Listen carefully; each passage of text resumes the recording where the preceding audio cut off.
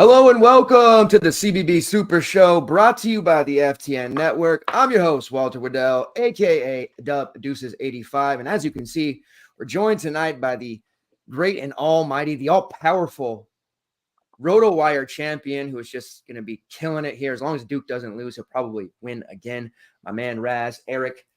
And we are going to be talking about the 16-game slate, day 2 of round 1. And this first day was an absolute doozy. We got some things right. We got some things wrong. It was a high-scoring slate. Hell of a performance by our guy, Mo Diarra, and NC State. Keats' team continues to roll through. Ridiculously high-scoring slate. It was a fun one today. I will say turbos were extremely soft, strategically speaking. If you guys are playing the all-day slate, as you should be, and you're not checking out the turbos, those 4 or 5 game slates, definitely should be doing that as well. Easily cashed both of those today. Diarra was like 22% owned on the turbo slate 4-gamer. Like make that make sense. So that'll be something going forward that we definitely take advantage of. Raz, I know it's pretty late for you, watching all the games here, trying to get myself together. Appreciate you jumping on. How was day 1 of round 1 for you, my sir? I am glad it's over. I will say that. It's ended up being a rough day. Couple of bad performances really doomed me in the king of the bracket. Had to make a couple late pivots off of optimal plays because I needed to not be blocked. We actually matched the last 3 or 4 players, would have been perfectly matched. So that was annoying. Kind of faded late. Was actually doing fairly well until, I don't know, the last hour and a half, which is weird considering every lineup I had Samford exposure. But it is what it is, and we move on to tomorrow. Yeah, it's one of those weird, like if several people were saying that, hey, I got all this Rylan Jones exposure, but as he scores, I'm dropping. And it's like, I don't even know how that could possibly be. But yeah, no, it was a crazy, crazy first part of the slate. Like everybody was hitting like 40 plus plays, like Minix, Morehead State stack would have been perfectly fine. Freeman for Akron. Like just some crazy, crazy stuff that like matchup wise shouldn't have really worked out, but it did. Upsets wise, whiffed hard on the Akron call of mine. McNeese State. I see Mike. This is why he's the GOAT. I try to play one on TV. He lives it, and his Gonzaga call about beating McNeese State was perfect. Just an awful first half. Gonzaga couldn't miss from long range. Now they get to move on. Very irritated about that one. But we did get Oakland over Kentucky, and I know that ruined a lot of brackets. So I'm gonna give me a chance to get back in the mix here. But ultimately the defense of Kentucky ends up being the Achilles heel. The freshman completely faded in a big moment. And you know what? If you don't have a guy that looks like he should be playing for Duke on your team, you're just not going to win in that situation. Oakland did. Kentucky didn't. Jack Golke, who hit 21 points in the first half.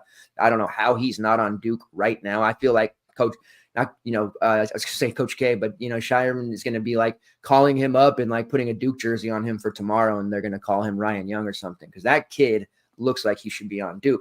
Also, Duquesne's beating BYU and South Carolina dropping out against Oregon. But the biggest story of the day, NC State continuing to move on. Warren Washington returns. I guess that scared some people off there. He was going to play a full amount of minutes. He was definitely not 100%, not even 60% of his full health.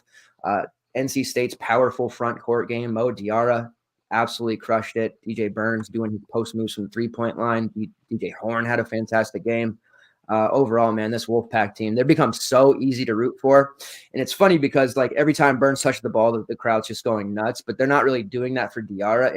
And he's obviously doing way more. And like, I don't know, I just love Mo Diarra. Watching him play really quite excites me. And a nice come from behind win by Dayton. And Drake, another first round failure for a team that's really, really exciting to watch, but didn't get it done. All right, we're going to get into this 16 game slate. Hopefully, all of you got your survivors through to the next day. Didn't have to do anything particularly too fancy in that one. Just put a adequate lineup out there. Because of all the low priced guys that hit, it of course made everybody hitting 250, 260, 300s. Cash line in a lot of contests was like 265. That's not going to be the case as we get through some of these other rounds. I tend to favor the second round DFS. It's a smaller slate, but it also gives you the opportunity to outplay people. These 16 game slates, they're just a bear. You can make very few mistakes and still be okay. And unfortunately, that's something that bit a few of us today. But overall, I'd say it was a fun day, a great day, and we're ready to get into this one here. If you're new to the show, the program, as I like to say, please help us out. Give us some engagement, some impressions. Hit that like button. Comment, questions, concerns in the chat as we go. If you're a veteran of the program, pull up your seat, grab your coffee, maybe a little bit of liquor, whatever it is you want to drink, grab your donuts. And we're going to get into this. What we do here is cover the 16 game slate today, but we just covered DFS in general. We talk a little bit about prize picks, any prop betting and overall betting opportunities. And we do this in a game by game format, which is the tried and true, the only real method to break down a slate. So we are going to do so. This will be beginning at 9:15 a.m. on the West Coast. I saw some East Coast guys just complaining, talking about, man, it's brutal being on the East Coast because these games are playing till 1 a.m. It's like, well, I guess that's the trade-off because the slate starts at 9 a.m. for us West Coasters. And I got to tell you, when you don't sleep or you get to be older, like, knocking on the door of 40 like I am, can't pull those all-nighters anymore, but it's almost worse to sleep for an hour or two because I woke up with the worst migraine in the world, which seems to be a consistent thing for me lately. And I had to struggle through the first couple of hours this morning. But I'm here, I'm alive, I'm awake, and I'm ready to pull another all-nighter here. Let's get into it. Let's pull up the chat here first. Hey, Myron, what's up? It's good to see you, man. Yeah, McNeese State they broke my heart most of all. That first half was just so atrocious. Shout out to Gonzaga. I mean, they just couldn't miss. They couldn't miss. Their guards didn't even play that well, right? Like, they did get shut down. It was just that unfortunately, nobody can make any shots there for McNeese. CJ Felder play only made 15 fantasy points. Just didn't really work out. Johnny in the chat there.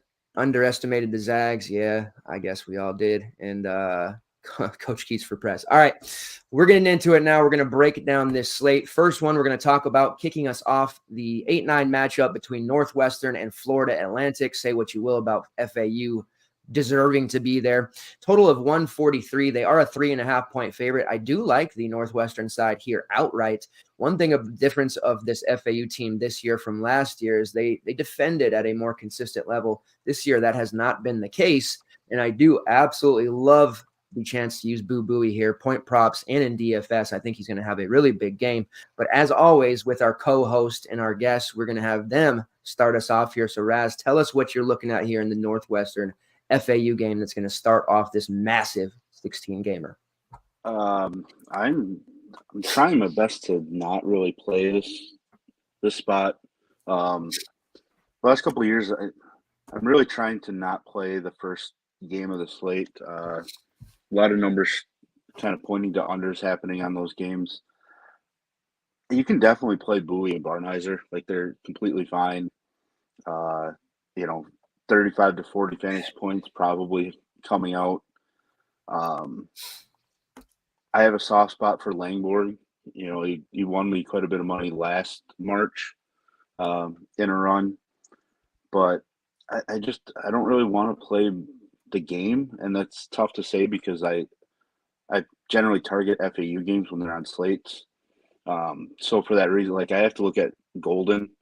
He's finally overtaken John L. Davis in pricing, which is kind of shocking. But with Northwestern being, down Nicholson, I think he's in for a pretty strong game. But again, I'm going to do my best to not play the early game. Kind of just a personal preference, I guess. Yeah, and it's not a bad idea because there's just so many moves that can be made. You need to have that, there's a lot of out maneuvering, out jockeying that you have to do, especially in, some of these single entry contests, or if you're in the mania, having that PMR available and being able to make those moves is big. Blow a big part of your PMR early, it can definitely be a setback, especially if you miss. Although there were a ton that hit on early, and it kind of set the bar so high that we had to chase. Thankfully, NC State came through, but it could have gotten really, really sour there.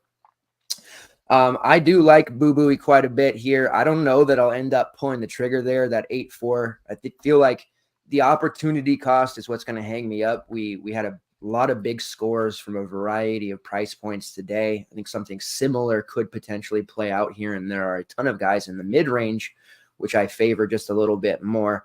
I do think Bowie's point props is where I'm going to get most of my exposure here and just hit the hell out of those. But I do worry like it could be a game where, he puts up 25, 26 real points and then maybe doesn't have a ton. He does do well with peripherals, but I do worry maybe there'll be a kind of a Terry Shannon game there with a lot of points, not a lot of extras, which leaves him maybe under 40 fantasy points, which would definitely hurt there because I think you will absolutely need him to hit 40 or more.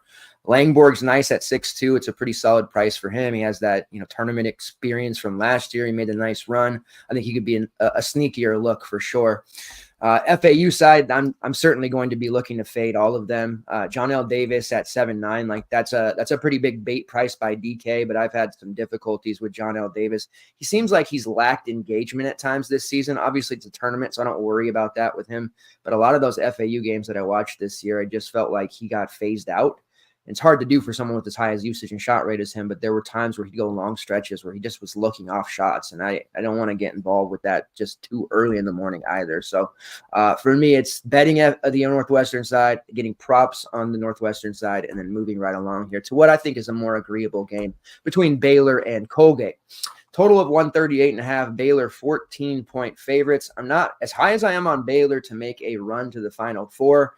I don't have a lot of excitement for them on DFS side just yet. However, the prices on all of their top guys are certainly intriguing.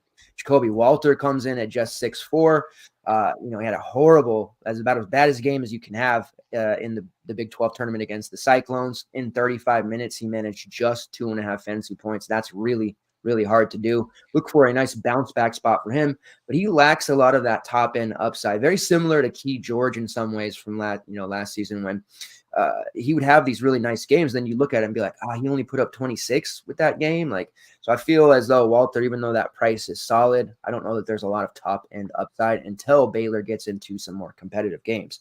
Colgate could certainly keep this one close initially, but I do think it'll be one of those situations where they're maybe have a small lead heading into halftime or just right behind. In the second half, Baylor kind of extends things, but they're foot on their throats and kind of win that one pretty easily. So we'll see how that shakes out. Ray J. Dennis does have a lot of GPP upside for me at that 7.2 price point. That is something that I'm interested in. But again, his shots hasn't been falling. I feel like there are some better options out there that are in a similar price point, and I'm just kind of being a little bit leery here on this Baylor team. Do want to play the angle of using some front court players. Shout out to Mike for his call on Armando Bacot. Bigs against these lower seeds that maybe don't have the same front court presence, they can absolutely just get bullied. And we saw that time and time again today. We've seen it in the past. Yves Missy, somebody who is getting a lot of NBA draft talk in the first round, has all the upside. Scouts are absolutely salivating about this kid. This could be a spot to target Yves Missy, only 6'1". He gets up there close to 30 minutes. I think we could see a huge game from him, putting up 5-6x number, maybe better suited for GBP, not a survivor play because there's foul issues. And overall, there is times where he just doesn't get the rock right. So I think that Missy makes sense as a GBP look. This Colgate team, they're well experienced, believe it or not. If you can remember Colgate, they've pushed teams in the past in the tournament. And they're just a fun overall team. They're usually at their best when they face Syracuse. For whatever reason, they're just the Syracuse killers, or they're always kind of playing them really well. You have a unique lineup opportunity here with Colgate and Purdue if you want to play double Braden Smith. This is Braden Smith with a Braeden. Really solid player. Don't get it twisted. He's not a fraud, Braden Smith. He's just as good as the Purdue version. 27.5% usage rate, 26% shot rate, 37% assist rate, which is good for 15th best in the country, 3.5% steal rate. Only a sophomore here. Would love to see him transfer to Purdue and see that double Braden Smith action. He plays very, very sound and doesn't turn it over a ton. Just one of those players that I'm really pretty excited about. I think he's a really nice play at 6'9". If you wanted to use him in your main build, I think you could. Obviously, Patriot League competition is far inferior to Big 12, so this is going to be a different type of game for him. But he's going to be on the floor for 35, 36 minutes. There's no worry for me about that happening.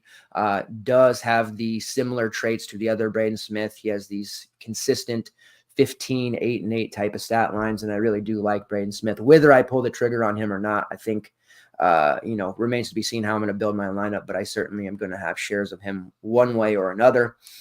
The rest of their options on the team, all under 7K as well. Keegan Records, who has been there for a while. I don't particularly like him in this spot.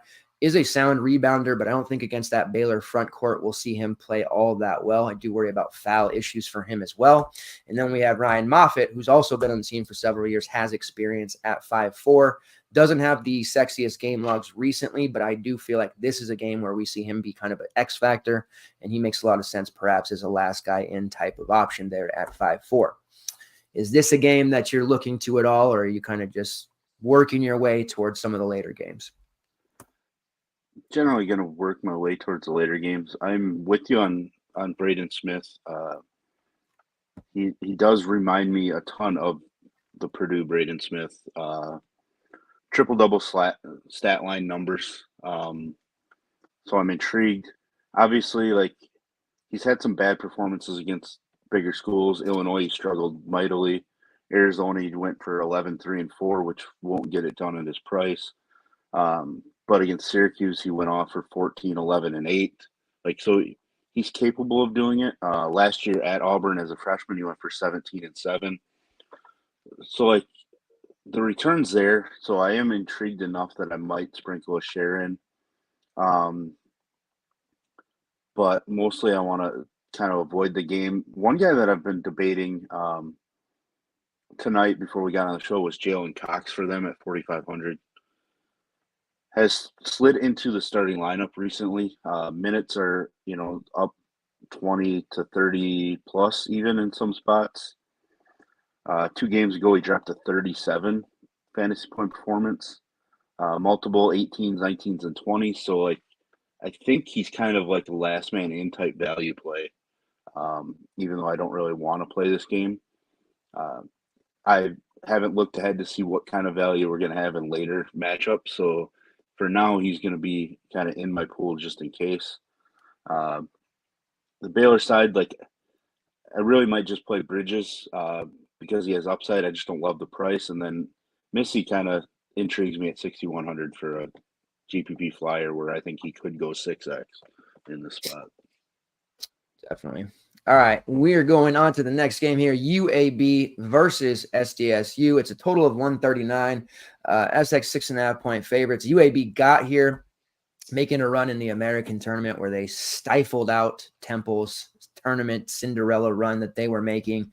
This UAB squad has some serious talent, but defensively, they are extremely porous, and I have a lot of concern for them. The problem is this matchup against SDSU. Obviously, Jadon Lede, who we're going to let you talk about all you want, but the rest of their guards who would be able to take advantage of this matchup are all pretty subpar in terms of overall upside because there are so many of them. They're all just kind of watering each other down. Micah Parrish does seem like somebody who could absolutely torch this UAB team, but how confident are we really going to be with that? So what are you doing here besides the obvious? I mean, you can talk all about Lede you want, but this is a game where there should be some points. This UAB team, defensively, they're so weak, but matchups, or rather the actual rotation that the Aztecs run isn't really all that exciting, and it's pretty similar to last year, honestly, in that regard. What do you think? Yeah, that's the issue with this matchup. As much as I like Lede, I'm not a big fan of this SDSU team. There just isn't. I just don't feel like there's enough firepower compared to last year's team. Trammell played better last year. Reese Waters, I thought he was going to kind of be pretty big addition for this team, and he kind of faded as the year went on. So really, it's even though it's such a great matchup, initially it's Ledee, and that's it for me from San Diego State. I don't know if I want to use UAB. Like, I mean, I kind of do because I actually think that they win this game. Lenneborg's just a little too expensive. Gaines intrigues me because of his ability to stuff the stat sheet. So it's just a game I don't want to get overexposed to. And it's going to be tough because, like Coleman and Vasquez both helped me win quite a bit of money over the last, week and a half before the tournament when it seemed like UAB was on every other slate that we had to play. So I'm trying to keep those feelings out of it, but I'm going to end up with exposure to them because I do think there is enough upside from what they can do, and I'm not overly impressed with the SDSU team as a whole. Yeah, and UAB is running a pretty condensed rotation right now with Coleman, sliding into the starting lineup a while back and playing nearly 30 minutes. We know Vasquez, outside of the game he got tossed. He's playing well over 35 minutes consistently. Big time scoring upside, only 5.5. I do think he's one of those plays where price is so low, opportunity so high that majority of sharper players end up just ignoring the matchup here and plugging him in. Now with a big 16 game slate, like ownership, even on the best plays, right? Like Riley Jones stuff, like they're not going to be 80% like we've seen on some other slates. We got a lot of guys like Caleb Love, 25% today. So Vasquez may end up being in that like 25 to 35% range. So still low enough to where if you hit on him, you've got a lot of the field kind of dominated. But yeah, he's playing really well. Eric Gaines is a little bit too pricey here for me. Obviously, Lendenborg's priced up. Coleman makes a little bit of sense, especially if you think Yaxel struggles or gets in any foul trouble. But Vasquez at 5.5, I think is a guy that's going to end up in my main lineup more often than not. And if you do think UAB pulls the upset here, a lot of that's going to have to do with the fact that Vasquez is actually knocking down threes. Doesn't have a ton in those peripheral categories, so he's going to have to score a lot. But at 5.5, he could pay that off with his scoring alone.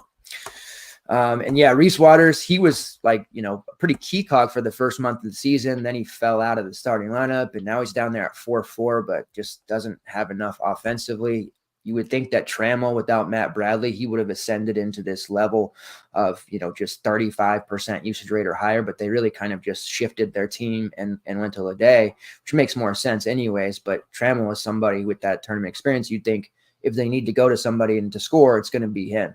But with that being said, I think Micah Parrish is probably the best overall play on the Aztecs. Not saying he's more talented or better than Ledee, but just from a pricing aspect, because he's kind of taken that role. Trammell's tried to slide up to Bradley. It's not happening for him. Parrish has taken that kind of secondary scorer role that Trammell had last year, and he's playing it quite well. So I don't mind him either if you want to go that route. All right, next game here, we're going to talk about Marquette versus Western Kentucky. Marquette's 14.5-point favorites. The total is just about 158. The big thing for Marquette, how healthy they're going to be.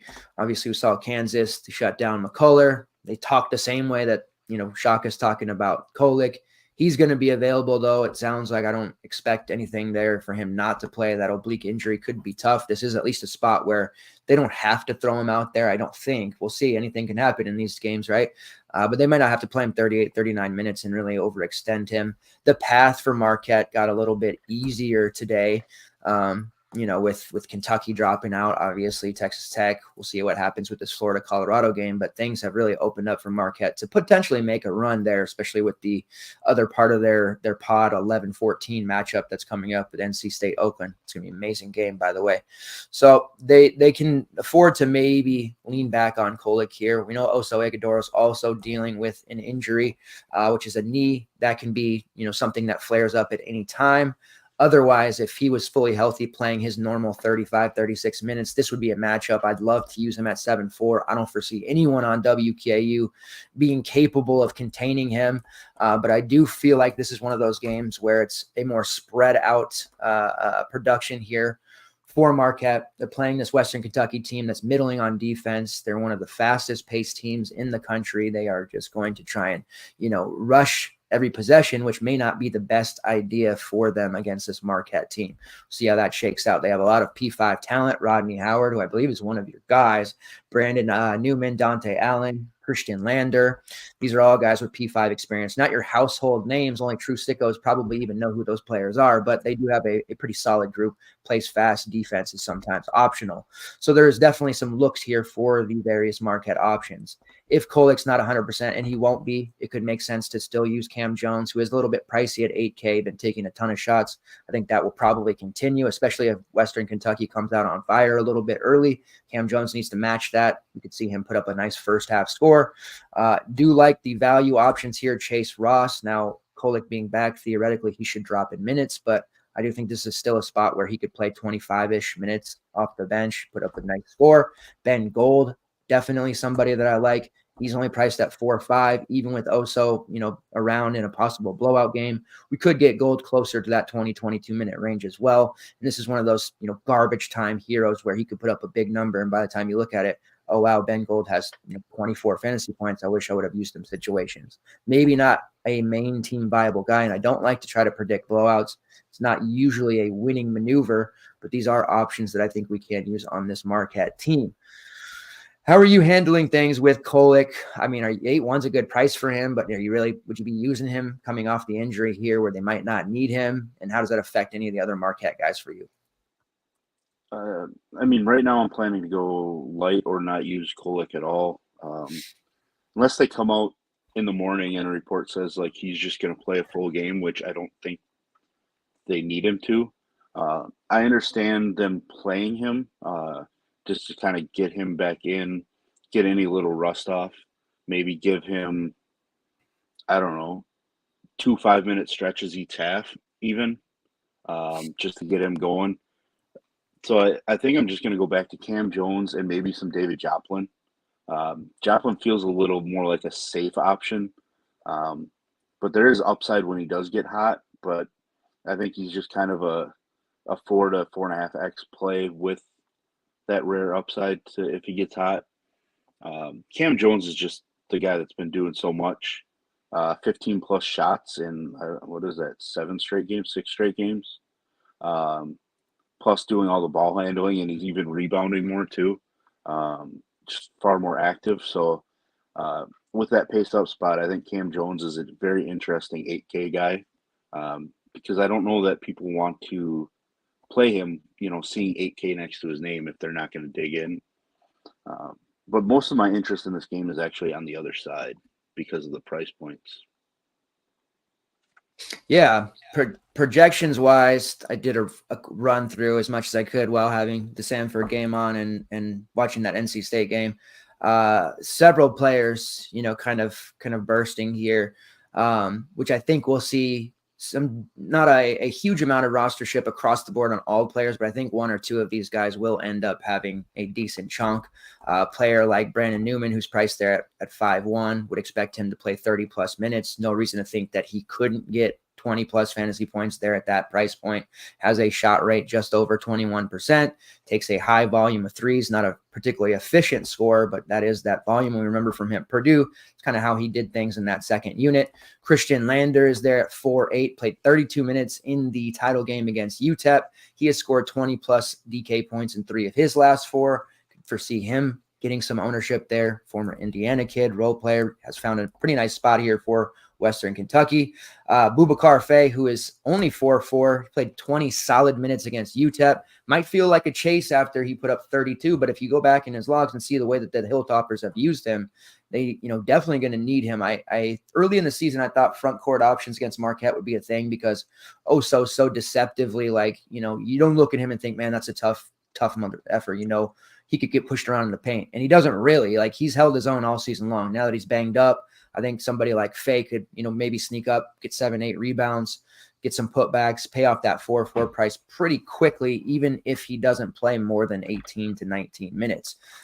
Rates-wise, his overall usage is like 18%, but he has elite rebounding rate, almost over 26%, elite block rates over 3%. He draws about 5 fouls per 40, but it comes with the caveat that he also gets called for 5 fouls per 40. So that could be an easy 2 foul in the first half situation. Could be getting your guy Rodney Howard. Might be misremembering that. I don't know if that was it's one of the co-host guys. He's only 4-2 there, not in a very good play. Would see additional minutes there if they were to get into foul trouble. Dante Allen, formerly of Kentucky, he is dealing with a knee issue. Didn't play against UTEP. Only played 5 minutes in their semifinal game. Status on him looks pretty bleak, but we'll see what happens there. He's only priced at 4-1. If he were to play or start, that would be somewhat interesting. And then at 5-5, you have the highest usage, highest shot rate on the team in Don McHenry. Took 16 shots in the title game against UTEP, 17 against Middle Tennessee in the semifinal game. He's kind of come on over the last few games. He's had a very up and down season, but he has massive upside there. At 5-5, and I could see him getting a ton in the second half, especially if this one starts to get out of hand or out of control. McHenry will be a somewhat garbage time hero, or perhaps have the game that Achor had. We got confirmation, by the way, Kutri, on how to say that name watching it today. But I do feel like McHenry is at least in the conversation here. But for me, I like Lander and Newman.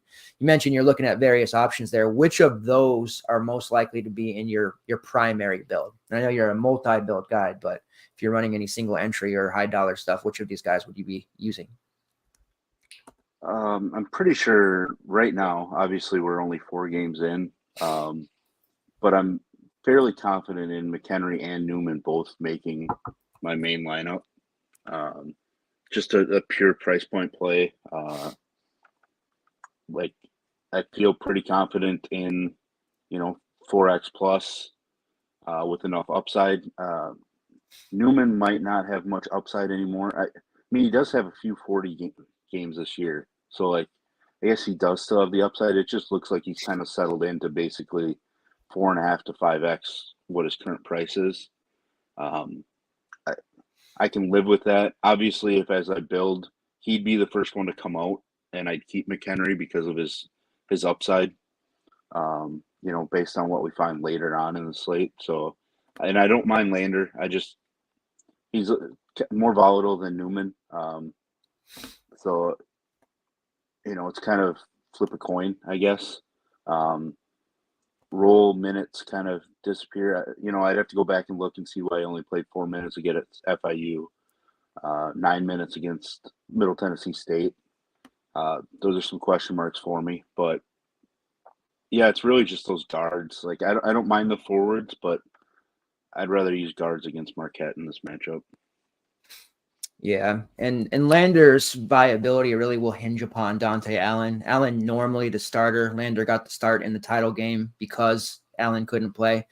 So that will be something that we'll be looking for there when those starting lineups roll out. McHenry is part of this huge infusion of non-D1 transfers. He was a JUCO kid who played for the always competitive Indian Hills Community College. 16 point per game scorer at the JUCO level, first team All-American in the NJCAA. Somebody who is a well-versed, and very talented player. And we're seeing, like I said, we're seeing a ton of JUCO kids in this tournament this year. Some of which who won their conference's Player of the Year award. So McHenry can definitely play. A lot of people maybe not knowing who he is, but he's definitely going to be in a position here to make value.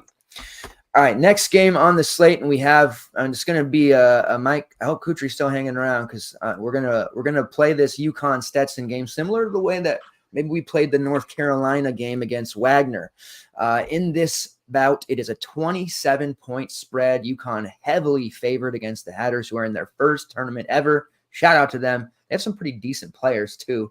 146 total. With this being a situation tailor-made, Connecticut has a front court player by the name of Donovan Clingan. Maybe you guys have heard him. A lot of people think, Zach Edey, whatever. Non-Zach Edey front court players and centers, Klingan's near the top of that list. Great rates. Doesn't need a ton of minutes to pay off. He has a very, very, just amazing ability to rack up fantasy points very, very quickly. We've seen him do, 30-plus fantasy points in less than 20 minutes before. Probably not going to get more than 25, 26, 27 at most. priced at 7.9, so he's a little bit higher than he was the last couple of games. But he doesn't need against his Stetson team 35 minutes to pay this off. I think we see him coast into a pretty easy double-double and maybe something like what we got from Baycott at 3% ownership today, putting up a 40.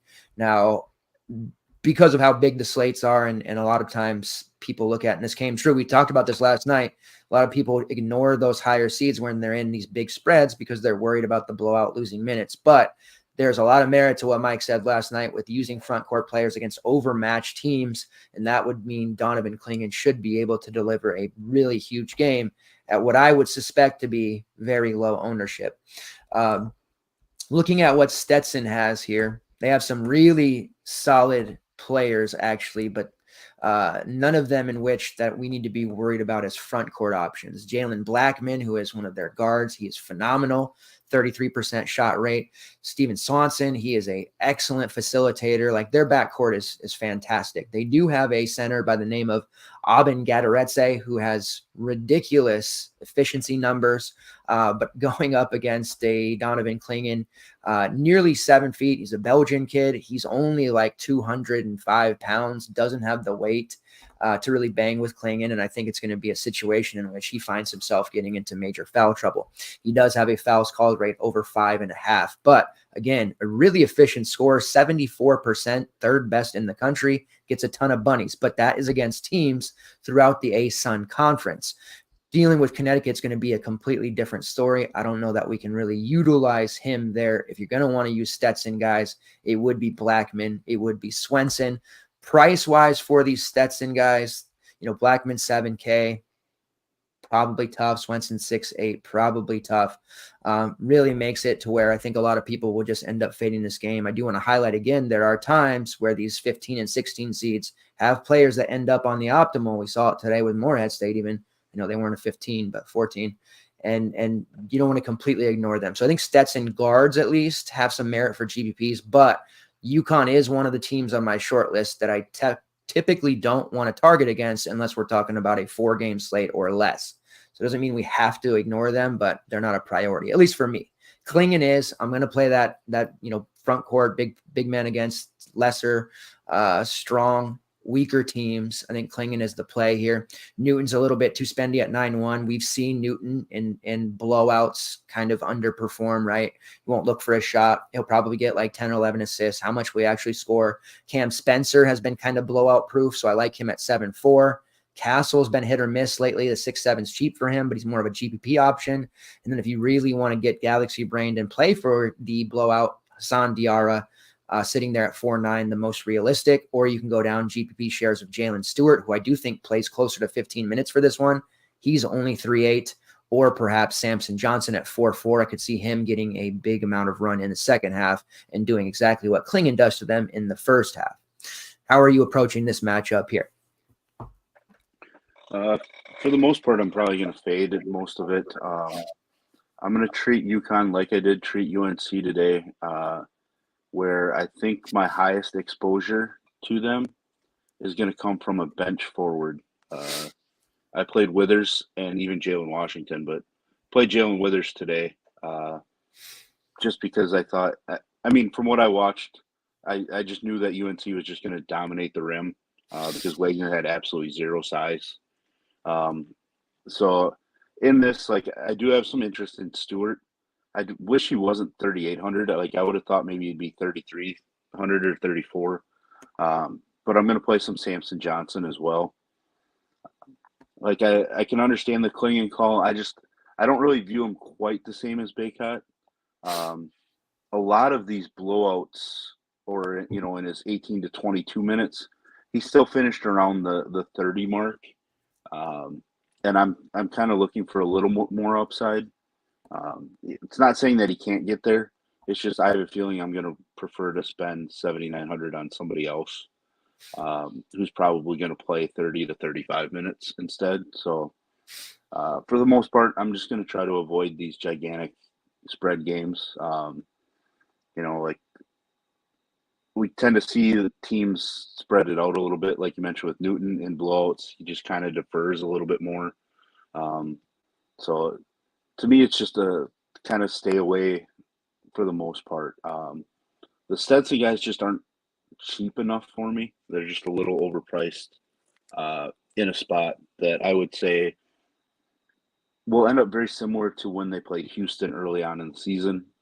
UConn's defense isn't quite as elite as Houston, but it's no joke either. And Houston held them to 48 points in that matchup. So just no interest in, paying 6 or 7K for somebody on Stetson.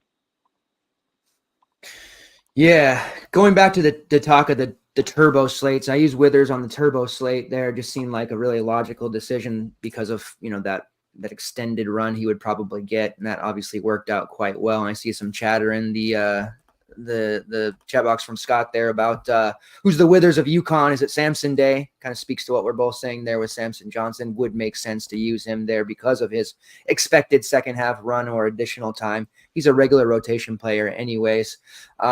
It's probably too risky to use Klingon, bringing that up in a survivor, because when you go back and look at some of his performances in blowouts, again, kind of showing up the first time that they played or their non-tournament against Marquette in an 81-53 win, he played 24 minutes.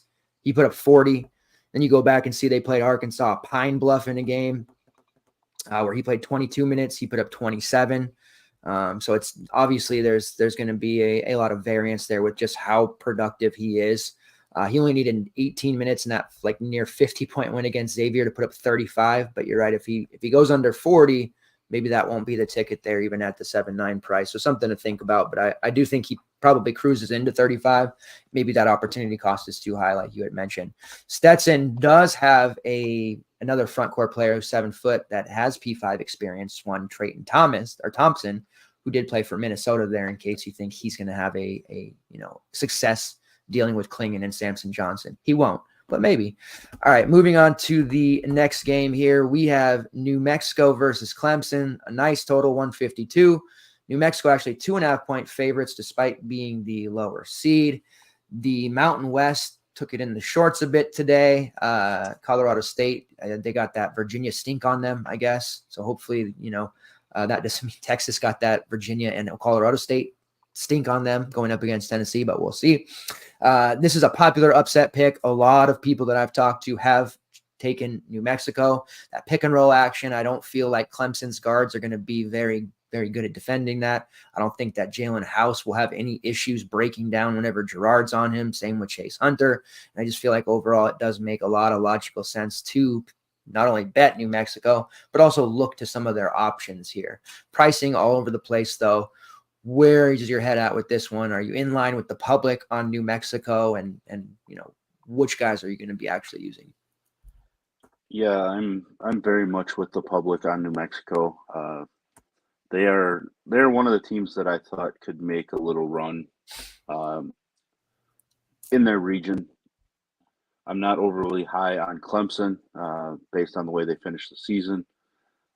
I think New Mexico just has a little bit too much firepower, coming from multiple angles on the offensive end.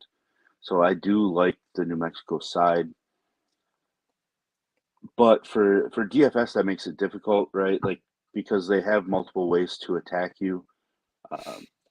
I'm always going to want to play house. I always want to play JT Toppin, guy that I picked up our first in-season draft in Dynasty League. Big fan of his game. Mashburn always has upside. I don't think I'm really going to play Dent. I'm not sure if he's even fully healthy right now, having played just 12 minutes against San Diego State. So if Dent's a little hobbled, that makes Mashburn even more intriguing at 5,200. Mashburn this year just hasn't been as consistent as he was last year, but that upside is really, really nice. He falls into that price range that we've already talked about, multiple guys, Western Kentucky. Who am I? Somebody else. Oh, Vasquez for UAB's in that price point. So it'll be interesting to see kind of where we want to fall in that low to mid 5K range. And Nelly Jr. Joseph has plenty of upside. I just don't know that I'm going to go there with him in this spot. So definitely like a lot of what New Mexico has to offer. And I always play somebody from Clemson, whether it be Gerard or PJ Hall, even though Hall is treated me pretty badly this season. I just can't seem to get them right. But I don't know. Maybe you can tell me what to do with Clemson. I do love Clemson, like overall, not in this particular matchup, but every year I find myself kind of, having a strong affinity for Clemson players. It's kind of just random considering where I live. But, I've been on the PJ Hall train for a very long time. Absolutely love the way he plays. His price, anytime it's under 8K, it's such an advantageous, amount for him. His upside is just crazy. But he is just, his peripherals have taken a really big hit lately. A lot of that, Ian Schifflin, who has just kind of become this really solid rebounding piece, a discount, Hunter Tyson to a degree. We're also seeing Jack Clark, a healthy Jack Clark. He's coming in there and taking a lot of those rebounds away and some of those opportunities. So it's kind of pigeonholed Hall into being just like this scorer. And he's just not hitting that upside that we're used to with him, with all these other front court guys who are he's still taking a high number of shots. I do want GPP exposure. If they're going to end up, upsetting New Mexico here, and by Vegas terms, it's going to be on the back of PJ Hall, and he's going to have to give them a big 35, 36-minute game. He can't be getting into these early foul trouble where he's playing, 28 minutes, second half starts, he gets his early third. We saw that story with PJ a lot this season. This team is just put together in such an odd fashion. I would have liked to have seen Jake Heidbetter, the Air Force transfer, not redshirt and actually play.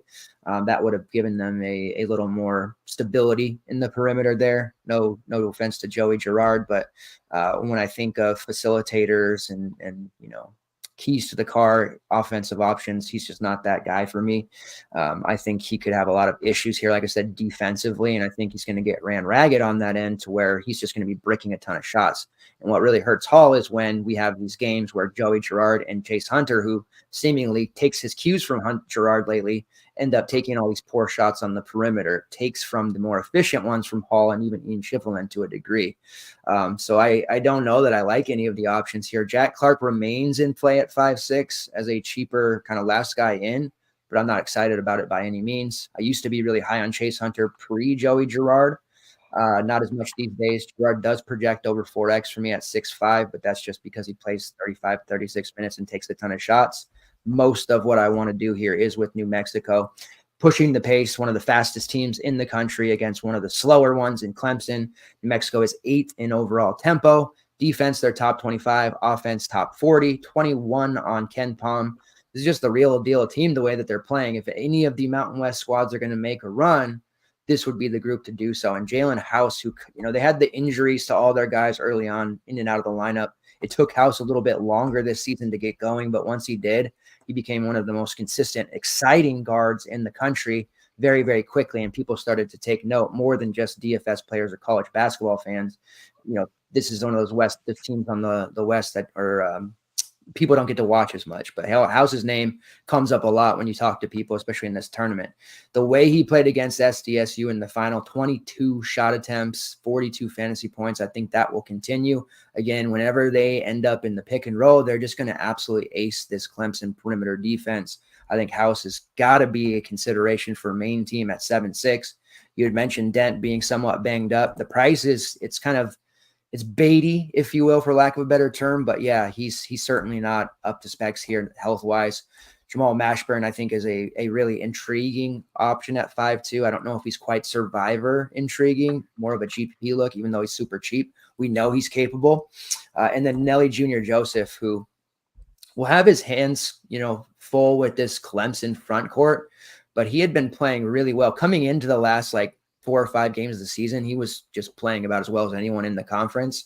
Fouls are always going to be an issue with him, but he does have this experience in big games. He's only 6'3". They definitely will be looking to go to him, and he'll be one of those main benefactors in some of that pick and roll game. So I like Nelly Jr. Joseph as kind of a GPP look there at that price range as well. But to me, I'm really focusing in on Jalen House and trying to get to him as much as I possibly can in most lineups, at least my main and survivor builds. That is Clemson, not so much, which kind of hurts my feelings because I'm a big Clemson fan, but just don't see it with them. I don't think this is a game that they can win. All right, moving on to the next one. We have Yale, the Ivy League champs, versus Auburn. It's a 12.5-point spread in favor of Auburn, total of 140. The same old story with Auburn. They have this really deep rotation. I don't think that's going to change anytime soon. And honestly, as much as we've seen Ivy League teams, you know, they've got talent. They show some pop in the tournament, but for the most part, you know, we see them kind of just really struggle with the P5 physicality, and Auburn has plenty of that. Not just Janai Broome, not just Jalen Williams, but some of those secondary pieces who are really embrace that physicality. Guys like Dylan Cardwell, guys like Moore, those are all options who are just very, very comfortable banging down low, grabbing rebounds, getting those hustle plays. That's just going to really make Yale uncomfortable. And I know Yale, for an Ivy League team, they have a little bit of size, right, with Danny Wolf, who's like 7'1". But he's not going to be used to this kind of level of front court that he's going to be dealing with Auburn. And with that deep rotation, as frustrating it is for us from a DFS perspective, it just keeps all their guys fresh. They're able to play this harassing style of defense consistently and constantly because they just keep throwing new guys at you over and over. That waters down all their production, but it makes it to where Auburn should probably cruise relatively easy in this game. Yale has talent beyond Wolf, Bez, and Bang. You know, he can score. Matt Noling's got talent. We've seen August Mahoney be an elite three-point shooter. So they have the pieces to do so, but I think they'll be a little bit overwhelmed by what Auburn is going to do with the chaotic nature of their play on both defense and offense. With that being said, I don't have all that much interest in this game. Usually I do for Ivy League games. It's been good to us for DFS purposes in the tournament over the years, especially Yale. But I don't like targeting against Auburn these days because they are just kind of killing teams' overall fantasy upside, especially the last month of the SEC season. A man Broome is 8'7", certainly in play. Minutes are going to be under 30. It always kind of makes you a little bit uncomfortable because of that. Jalen Williams is cheap at 6'2". He usually plays over 30, but they've been getting him back acclimated, healthy, full speed, which seems like he's pretty close to being there. They'll have the opportunity to maybe give him a few minutes off for this one. And it really just makes all of their options kind of unappealing. Denver Jones at 5'6", you would think that he would be an amazing play at that price, but never really got going this year. Trey Donaldson, Aiden Holloway, Katie Johnson, they're just going to play that, you know, musical chairs. They're all going to play that 18 to 22 minutes, making them all very difficult to use. So this is one game that I'm going to be very low on. And it feels bad because I do like both teams, and I've used both teams this year when they've been on the slate to great success. How are you approaching this one? Yeah, I'm going to be similar to you. I wish Wolf was cheaper. He did hold his own a bit against Dickinson earlier in the year, but not enough to pay off an 8K price tag, or 8.3K even. You know, the Yale side, like Mahoney, Noling, or Pulikitis, could be kind of last guys in if it just comes to it, because they probably all finish mid-20s in fantasy points with kind of upside to low 30s if any of them make a few threes, etc. But I really have no desire to use them. They don't, you know, Yale relies a ton on taking some threes, and Auburn just does such a great job of forcing you off the 3-point line into the lane. You know, Auburn's big issue is fouls, but Yale just does not draw any fouls. Almost, they're actually one of the worst teams in all of college basketball at drawing fouls. So it's just a spot that I don't really want to try to pick and choose from. You know, Broome always has upside, but do I really want, you know, similar to Klingon, not that this is going to be a blowout in that sense, but, you know, do I really want to pay his price tag to play him 28 minutes in a pace-down game?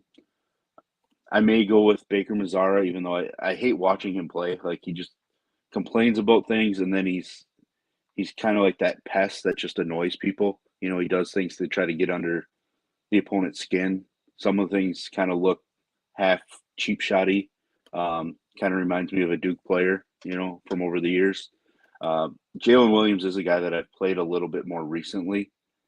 He just hasn't shown upside in a while. Kind of just been a mid-20s kind of play.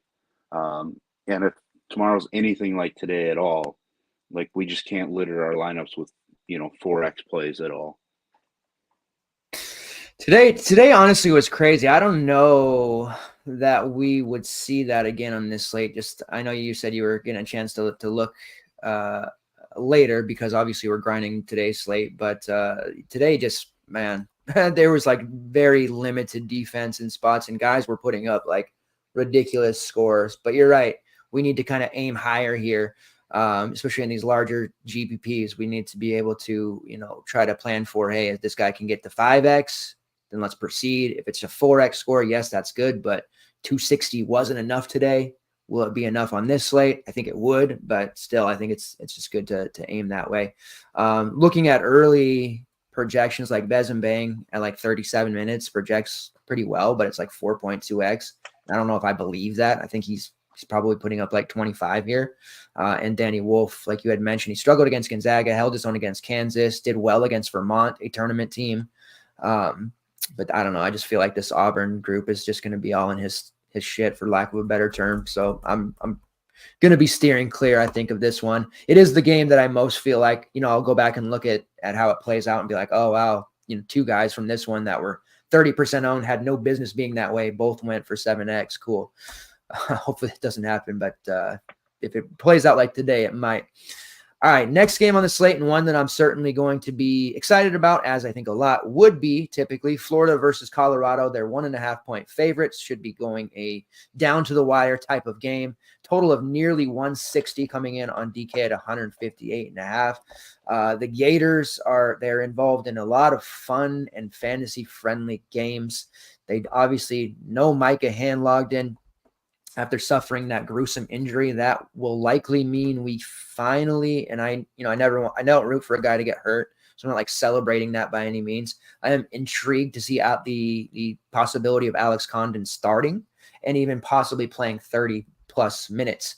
Means still that Thomas Howe is going to play, 25-ish minutes as well, taking some of those front court minutes from Alex Condon. We'll have to see Tyree Samuel probably have to play closer to 30 if he doesn't get into any kind of foul trouble here, dealing with Eddie Lampkin.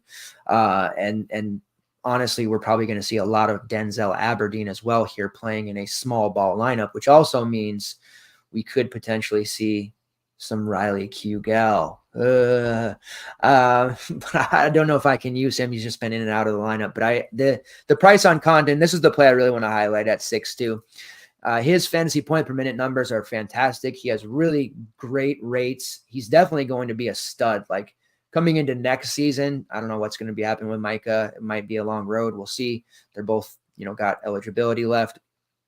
But coming into it, I think Condon's going to be just like he's going to be one of those guys who improved so much over the summer. If they have any foreign trips or whatever in the exhibition, we're going to be like, oh, wow, this guy just put up 20 and 20 all summer long. So he's going to be a really exciting play for me. I would have preferred to seen a little bit of a discount there, especially since he only put up 18 against Auburn, but DK did price him at 6.2. I think it's also going to be a good thing because it probably keeps his ownership down to a degree. But I like this for him if he can stay out of foul trouble, which is something that all season long he and Handlogden dealt with. You could never play them together. That was not a winning move. One or the other would get into foul trouble, and a lot of times both would actually get into those foul troubles, and then neither one would pay off. But for a lot of times they switched off, and Condon had that Donovan Clingan-esque, not that he's playing like Clingan, but his production level on a per minute basis was very similar. He would have 18 minutes in, he'd pop a 30. 22 minutes in, we'd see him put up 35. A lot of that was in the non-con, slowed down in the SEC play, but I'm just very, very intrigued to see him with the possibility of playing 30 plus minutes here. Overall, let me pull up his page. He played 26 after Micah ended up getting injured. His overall rates, they're right about 21% elite rebounding rate, second highest defensive rebounding rate in the entire SEC. Think about all the great rebounders that are in that conference.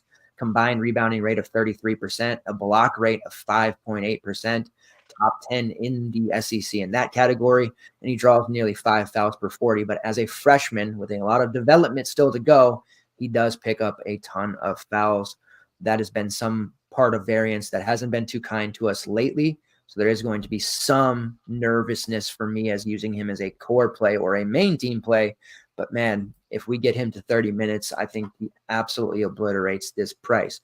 Obviously, the Colorado front court with Tristan da Silva and Eddie Lampkin, there's physicality there. Somebody's going to get into trouble, but I think Condon's just a little bit too versatile for Lampkin to deal with.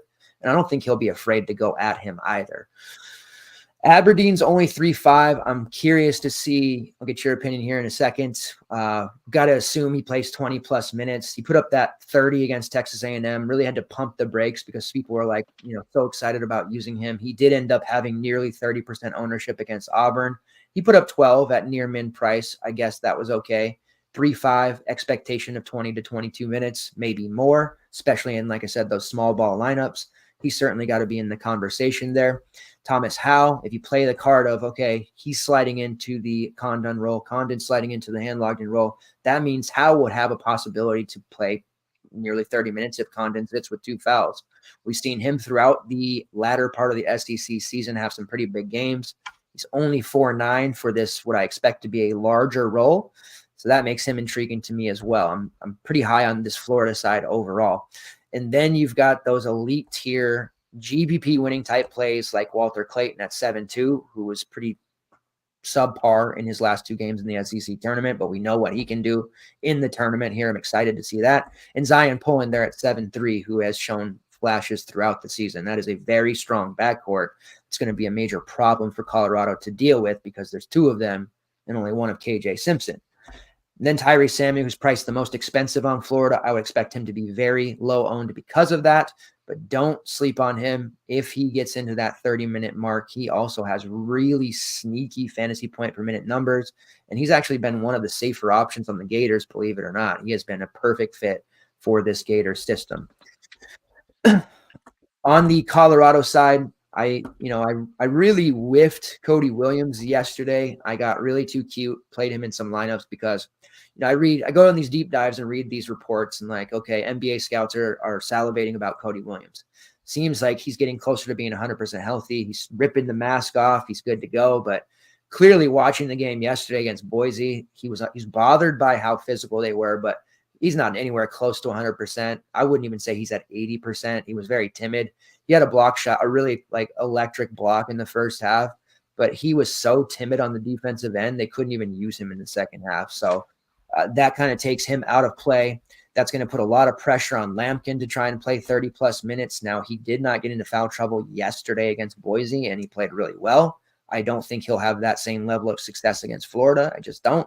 That means Tristan da Silva, who's there at 6'8", he looks like a really solid play that I think people are going to overlook. He's going to have to handle a lot of those minutes at the 5. And then, of course, KJ Simpson, who just never seems to fail. Fantastic rates, plays the entire game. He's that $9K price, which truthfully is underpriced for him. But this large slate opportunity cost exists. Maybe you don't want to have to play a bunch of speculative value. You might not be able to get there, but this matchup against Florida, it just screams him putting up 40, maybe even 50. So it's a pretty scary fade if you don't use KJ Simpson. But on the same token, I understand not wanting to pay $9K for a guy when we have some mid-range options that, don't have the same level of opportunity cost, even if we are shaving off some of that upside up top. What do you see happening in this one? Colorado guys, matchup-wise, it's great, but I never get excited about Colorado DFS-wise outside of Simpson. And like I said, Williams kind of dead to me. And then the Gators, who we've had a lot of success for, and having all these extra front court minutes available, something's got to work out there. How are you prioritizing it? It's kind of a tough spot. I obviously am with you. I love playing Florida games. Based on how both teams have played defense this year, I'm looking for guys that want to get into the lane. 2-point shooting is going to be key. And, I've been looking at KJ Simpson. I think he's a fine play, strong floor. But he's gone over 45 fantasy points just 3 times on the season. And I feel like that might not be, enough upside. I realize the matchup is solid, but I don't know. It kind of depends on how my build goes. If I get, my 1 or 2 spend ups and I need a guy with a really high floor, with just enough upside, I think he's perfectly fine. But if it comes down to I need somebody that's going to go, 5.5x. I just don't know if it's going to be Simpson, um, which is tough to say because he's been so great all year. But I just think the price point itself for what he's been able to do is just slightly too high from a GPP standpoint. But Colorado side, like I was kind of looking at Hadley a little bit. I think he has some upside in this matchup because he just doesn't want to live on the perimeter. Lampkin really intrigues me as long as he doesn't commit any stupid fouls, trying to follow Condon or Hoff around. That's my one worry in that one. I think De Silva is perfectly fine and probably has enough upside, but it's tough for me to get a read because I don't really love the Florida side against Colorado. Like I understand Condon. Huff is, or Hull, or whichever way you want to pronounce it. I think he might be my favorite on Florida. He's going to see an increase in minutes too, kind of backing up both Condon and Samuel. So at his 4.9 price tag, I'm kind of intrigued. If you tell me you want to use a Florida guard, I'm going to lead Poland over Clayton. Poland likes to do a little bit more attacking of the rim. I am intrigued by Samuel. I don't love the matchup per se, but I like the way he had been playing prior to that last Auburn game. And like I mentioned, both teams kind of give up a high percentage of the points against them from two. Colorado is 55% of the points they allow comes via the two, and Florida's 54%. The national average is under 51%. So really going to prioritize the guys that want to take 2-point shots in this game. But like I said, it's tough for me to get there. It feels weird because I've been taking guys against Florida for, months now. But it just might not be a spot for me, which, like I said, just doesn't feel right. Yeah, it'd be a regrettable game to miss on, definitely. But if you're right and it kind of underwhelms, that could be key. All right, moving on to a game that I am actually irrationally excited about. I think there's going to be a ton to like here, matchup-wise. Nebraska versus Texas A&M. The Cornhuskers are 1-point favorites currently, total of 147. Lots of options on both sides that look great, not only just from watching and knowing these teams this season, but also projections-wise. Start us off here. Where are you looking? I'm definitely big on A&M. Bracket wise, I feel like they could make a run. So I think they have a chance to upset Houston if they get past Nebraska here. Might be a hot take, but I like the way that Wade Taylor and Radford have been playing together, kind of doing everything for this offense. Radford hasn't been below 33 fantasy points in a month now, which is a great thing. Wade Taylor always has ridiculous upside. One of the things that I really also love then is like the emergence of Solomon Washington, double upside. Not, he still can commit some fouls, but he's not as big of a foul risk as he might have been earlier in the season. So I really liked a lot of what A&M has to offer. Obaske's a little more expensive now to where he's kind of might be out of play for me. Anderson Garcia now is cheap enough to where I really like his price point. But I think, with the emergence of Solomon Washington, I think it's cut into Garcia's, rebounding and performance a little bit more. But he's definitely somebody that's intriguing to me, especially because he plays that forward position that we're always trying to struggle to find a upper 4K or mid 5K play. So I think there's upside with him. Nebraska side is just, we know that Tominaga is going to fire away. So I want to have exposure for when he does get hot. It's not like I really expect him to drop a 46 spot like he did against Michigan. But at 7-2, I think there's plenty of upside. Bryce Williams is intriguing. I've used him a few times this season. I thought his peripherals would be a little bit stronger. and he does disappear offensively. He did take 17 shots last game, which is great to see. But that was his first double-digit game in, a couple weeks. And he really only has 3-4 double-digit games since the turn of the calendar year. So I'm just not sure I'm going to end up at Bryce Williams. And obviously, because they're both over 7K, like I'm pretty sure I'll end up preferring, Radford and Taylor if I'm going to spend up in this game. I don't really want to use forwards against A&M. I really like guards against them, so it's going to be tough for me to want to get to like a Mast or Juwan Gary or just Josiah Alec as well. So I'm mostly on guard play in here this game with Solomon Washington because I just like the upside he's been showing. I have a feeling you're going to be the same as me. Yeah, it's hard not to want to take one of those two, Taylor or Radford against Nebraska, especially after what we just saw Terry Shannon do to them. It's not necessarily like a huge DVP spot, but definitely intriguing. And the prices are fairly cheap. Taylor at 7.8, like it might seem like a lot now, but he's only like maybe a month and a half, 2 months removed from being 9K and just like that sicko run where he was putting up 50s, each and every week. So we know the capabilities he has. He's taken 20 plus shots in back-to-back games. Those were against Florida and Kentucky. And I just really like his overall upside at this is kind of what looks to be a meager 7-8 price point. The projections on him are a little wonky because like below 35 minutes, he's kind of just like middling, but we know from watching the games, like at 33, he's fine. And if he gets up to like 36, 37 in a truly competitive game, he's just like a true slate breaker in every sense of the word. I think people would prefer to go Boots Radford just because he has the stronger peripherals, has been way more consistent and playing a lot more minutes. But I think you can just play both of them here and feel pretty damn good about it with the mini stack. You had mentioned Anderson Garcia. He's just such an elite rebounder.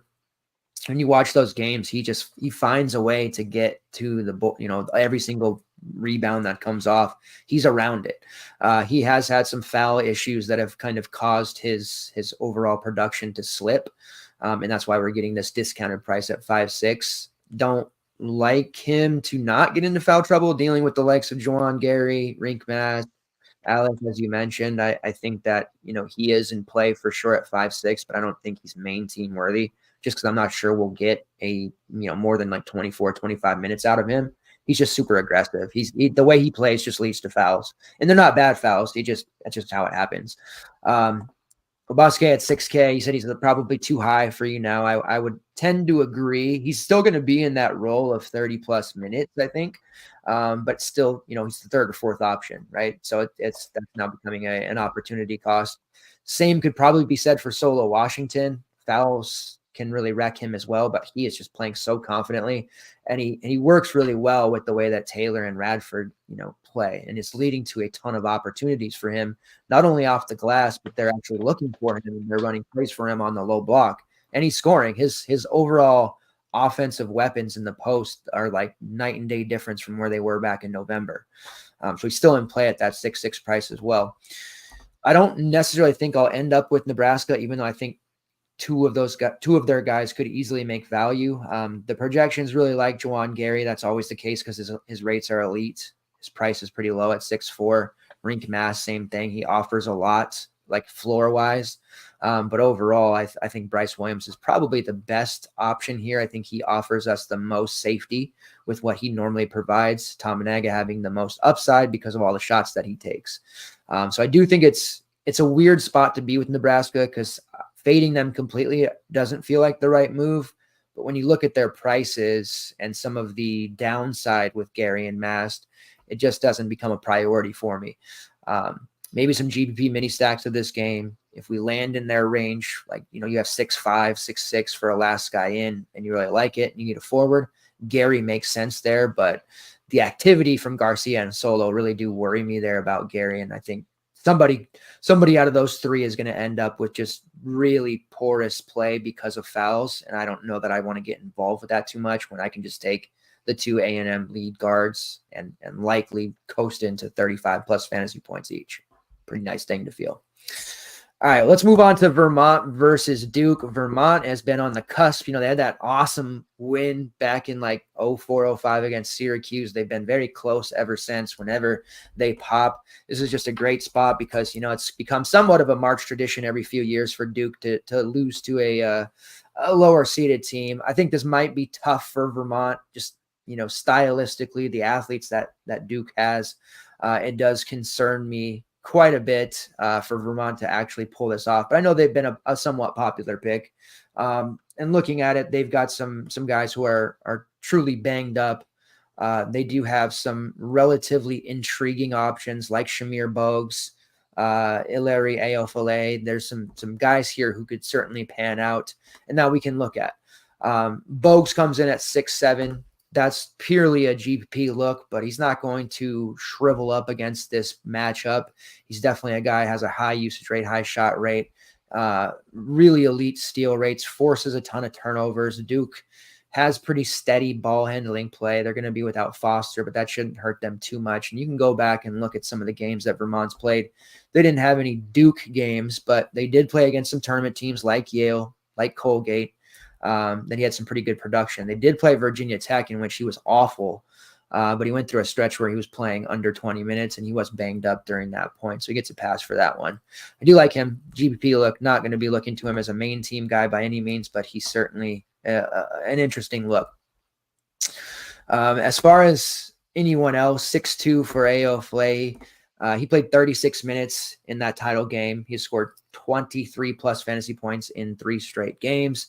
They're going to need him. He fills up a box score, but this will be obviously a very tough spot for him to do so against those Duke athletes. I usually like to take guys like this from a team like Vermont against Duke. We've had a lot of success in the past, but I don't have a ton of confidence in Vermont to do it. And when you look at the rotation Vermont runs, it's not super deep. It's about 8 guys, but those 8 guys all typically play 20 plus minutes. And I just have some worry about that overall upside for these guys, especially when you look at, we're not getting huge discounts. 4 of their top 5 all priced above 6K.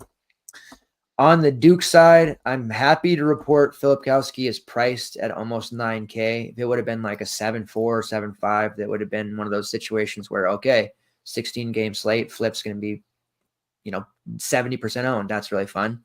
I think he could have a really monstrous game here against that Vermont front court, similar to what we saw from Baycott today. He is certainly a guy I want to look to, but at least the 8.6 price makes it to where if we don't use him and he goes off, we're not dead to rights because I don't foresee him going above 50%. So you still have some life there that you can, kind of overcome. What I like to do here with this Duke team in this spot is look to the secondary options, quote unquote, like Mark Mitchell, priced at 6'4". He never gets rostered by anyone, but yet possesses a very much higher floor than I think people understand. And he does have legitimate slate breaking upside in spots like this. He doesn't necessarily do it quite as often, but he has shown an ability. That Louisville game back in the end of January where he had 20 and 12, that's absolutely a type of stat line that he can deliver here against this Vermont team, especially with all the focus that'll be on Flip. More of a secondary GPP look, but I really do like Mitchell in this spot with what I suspect will be sub 5% ownership. When it comes to the Duke guards, McCain at 7-1, like he can get hot and make a million threes. I tend not to play him because of that high variance with his shooting. I prefer Tyrese Proctor or Jeremy Roach, but Proctor's now knocking on the door of 7K, and Roach at 6'6" is kind of just the price he typically is. We're not getting a huge discount there. So Proctor's nice because he's been playing the entire game, but his overall upside is taking a major hit with this price increase because McCain shoots a ton, Flip shoots, Mitchell shoots, all these shots that have to go around. Even with Foster out, the minutes are there, but the usage didn't necessarily increase for him. We have had some nice fantasy production from Sean Stewart, but they have him priced at 5K coming off of the bench. Only played 4 minutes in that loss against NC State. I would be a little bit leery to use him at this price point. Had he come in at like 3.5, I think I would be trying to talk that one up a little bit more and really strongly considering using him against Vermont, but I think that's a non-starter for me at 5K. Who are some of the options that you like here? Yeah, I'm not really going to get to Vermont in anything. You mentioned that there's guys that could uh, get it done, but definitely not really interested in paying 6K plus for any of the four. Um, and Vermont lacking size, obviously is going to make the flip really intriguing. I actually wish he was, low 9Ks for this spot, because then I wouldn't feel as required to play him. Uh, but he's going to end up one of my favorite spend ups. Like, he's just too versatile for this Vermont team. I'm with you on Mitchell. I think I drafted him on the RotoWire Series X. I actually have 3 Duke guys on my team, and I actually hate Duke. So what does that say about me? Um, but I mean, Mitchell, I love his upside. What I really like when looking at Duke's recent performances, uh, they've basically cut down their rotation even more and are really centering it around their main 5 guys. Um, which we hadn't seen for a while. They were trying to play, Proctor was coming back and playing low 20s, mid 20s minutes. They're kind of spreading it out. So seeing them cut it down quite a bit allows us to predict a little better potential returns. So really for me, it's Mitchell, Flip, and then maybe some Roach. Like he's shown some 33 to 35 upside recently. Uh, but he's more of still like a last man in area at that price point. Like I think I just want to use one of the 2 forwards, hope that McCain doesn't sneak in and steal rebounds away from them like he had for a little stretch when he was on fire and dropping monster games while making a bunch of shots. He was also grabbing 10 boards. Um, so I want to see Mitchell and Flip grab all the rebounds. Probably get some offensive rebounds, some putbacks, some fouls on those putbacks. Those are the 2 guys that I'm very much interested in, even with Vermont being a pace down game, quite a bit, especially on their offensive end. Yeah, most definitely there. Hubby says, looking at the slate, seems today's lower seeds have a lot larger rotations than the ones today, with cheap guys playing 40 minutes. Yeah, the pricing is also a little better. I think we'll see a more. I'm a rare bird that likes those low scoring slates. I feel like we can outmaneuver people better with those kind of slates. So I am sensing that as well with the various low seeds and low majors that we have available to us. All right, let's move on to Purdue, who gets the, congrats to Grambling. The way that they played in the first 4 was fantastic. They get a Purdue team that's going to, no lie, they'll probably be a little shaky at the beginning. Remember the year after Virginia dropped to the 16, they went down by like 8 or 9 in the first half. And it's like, oh, here we go again. And I feel like there'll be some jitters here for Purdue. But I think they'll shake it off ultimately. They're 26.5-point favorites, as you can imagine, total of 138.5. They'll likely just end up extending the lead after halftime. It'll be one of those situations where Grambling's hanging around, but then the second half, they'll just extend. Kind of like what we saw from Creighton and Akron today. Creighton just decided that they didn't want to play around anymore, and Akron couldn't really do anything about it, especially when Ali got into foul trouble. So this is a tricky one. Grambling has some guys that I'm certainly interested in. I think they can perform against Purdue. I'm always fading Edey, especially on a tighter price slate, but raw points might come into play here. Who are you kind of looking at in this matchup on both sides, and will you find yourself getting to Edey? I guess is the number one question. I most likely won't end up on E. Paying basically 11K. I just don't know that. I mean, he's pretty much a lock to go for 25 and 12. With some more upside as well. It just kind of depends on how many times he's going to end up at the free throw line. But I don't think we're going to have the same amount of value options that we had, with the Sanford pricing, et cetera, on today's slate. So, my plan is to not have to go there. I like going to Braden Smith, who hasn't been sharp the last couple. I think he's healthy enough. Obviously, he's healthy enough to play 36 minutes against Wisconsin before falling out. He wasn't sharp in that game, but I can kind of see him trying to get back into it a little bit more. But this is going to be similar to the UConn game for me, where I don't really want to rely on a team that's going to blow them out. I mean, like we could get Lance Jones knocking down a bunch of threes. Mason Gillis could come off the bench and maybe get to 5X. But maybe it is a good spot for Trey Kaufman-Renn, right? Like we talked about with UConn and then UNC, those kind of extra forwards stepping up in a spot where they can go off in a blowout. I know Kaufman-Renn starts, so he's not really a bench piece, but he plays less minutes than Mason Gillis does. So you wonder if, maybe the last 8 minutes or so, we don't really see Edey on the floor and we see a combination of Kaufman-Renn and Gillis or Kaufman-Renn and First or something like that. And with Kaufman-Renn being just 4K, that kind of falls into my Jalen Withers and Jalen Washington play for UNC that might be a viable large field GPP option for me. Grambling wise, it's tough to want to really use anybody.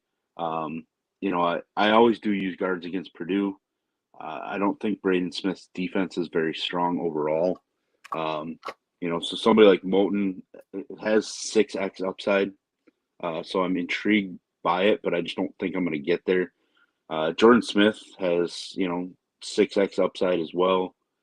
But again, I just don't know if it's going to be enough. Because I don't like to trust these 1 versus 16, and it's not like we're getting a huge discount on these guys. Where Samford, we're getting all of their starting lineup at 5,800 or less, multiple pieces in the low 4Ks. We're just not getting that with Grambling in a spot against Purdue. Yeah, it's kind of tough to pay that price for Smith. I mean, he just had, a really good performance against Texas Southern in the conference title game, then a really big performance in the first 4. But yeah, paying 7.4 for him, that's probably not in the cards. I do like Kentavious Dozier. I know he really didn't perform well. They also only played him 19 minutes because he just wasn't shooting very well and they were riding the hot hand. I do think that he has the chance to pay off this 5.4 price. He does have the highest usage rate at 25% on the team and the shot rate of 28%. So I think he'll be firing away. Whether he's making them will be another story, but that volume will be there. And I do think he kind of coasts into 20, 22 fantasy points. Maybe not enough upside per se, but definitely one of those guys if you're going with a more balanced approach or you need somebody in that range who's at least going to be on the floor. Dozier makes a little bit of sense there. I like the Kaufman-Renn call there. 4K. He was such a stud in their Euro trip. We know that the talent's there. When Edey goes on, like Kaufman-Renn's going to just step into that role and absolutely detonate. Minutes are really the key there. Can we get him closer to 20? If we can, I think, he has an opportunity to really put up a big game. Mason Gillis. I want to have Mason Gillis have a really horrible game so we get him in a competitive game at like 4 or 5 instead. So I think Gillis is going to have some really key games in this tournament, but 5-6 for him in this spot, probably not in the cards either. So maybe a little bit underweight. I've been preaching the whole, don't ignore the 116 games. There's spots here, but I think it's a correct call out to say the pricing on Grambling is just not good enough for us to look at. All right, moving on to one of the more exciting games of the slate. Probably will have a ton of ownership because a lot of times when you get casual players, they go to the totals, they look at them and they say, hey, this is the highest total on the slate. And hey, this game is the highest total on the slate. 173 points is that projection here. Alabama versus Charleston, a 7.5 point spread in favor of Bama. I really wanted the Grand Canyon versus Alabama matchup in the first half. Might get it in the second. We'll see. But this is one that clearly we want a ton of exposure to. Why don't you lead us off here? I mean, the starting 5 for Charleston projects extremely well. No surprise. What do you think? Yeah, I mean, I expect this game to have quite a bit of exposure, around the industry. I'm going to try to get a bunch of exposure. 6 to mid 6Ks is probably a pretty good price. Rain Smith can get absolutely on fire, from anywhere. Had a game at the end of February where he made 10 threes. Like, could he be Friday's Golke? He's got plenty of upside at 6'5". Brizovic, I mean, he's kind of really just I would think probably a 5X type play. I mean, he did drop 54 against Hampton, but obviously Bama's much better than Hampton. Rogers seems like a safe play. Maybe not really a guy that I want to play in large field GPPs. Like, he just kind of looks like a guy that's probably going to be a 4 to 4.5X kind of play. But Policelli definitely in play for me from a GPP standpoint. I really like, I've played Burnham a lot over the last couple of years. I think he's very interesting. He has plenty of upside at just 5,500, but again, he falls in that price range of guys that we talked about earlier, most of them being guards. So him being a forward obviously gives him a little advantage in that debate. But I would think I'm going to end up mostly on Rain Smith and some Burnham on the Charleston side. Bama, pretty much play their entire starting five. Sears, like, he's shown the high floor recently, but I don't know if he's really shown enough upside. Same price as Simpson, so I know I said that I wasn't overly impressed with Simpson's upside at 9K, but I actually think Simpson's a better play than Sears for the same price. Estrada certainly has upside, but at 8.2, do I see him dropping that 58 triple double again like he did against Ole Miss? Probably not. Grant Nelson, definitely the upside guy, but he does commit some dumb fouls.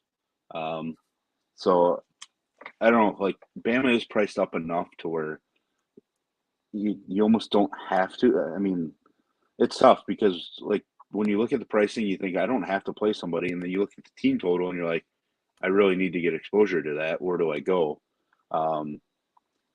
I've played a lot of Latrell Wrightsell this year, so I have a feeling he's gonna, make my pool at least.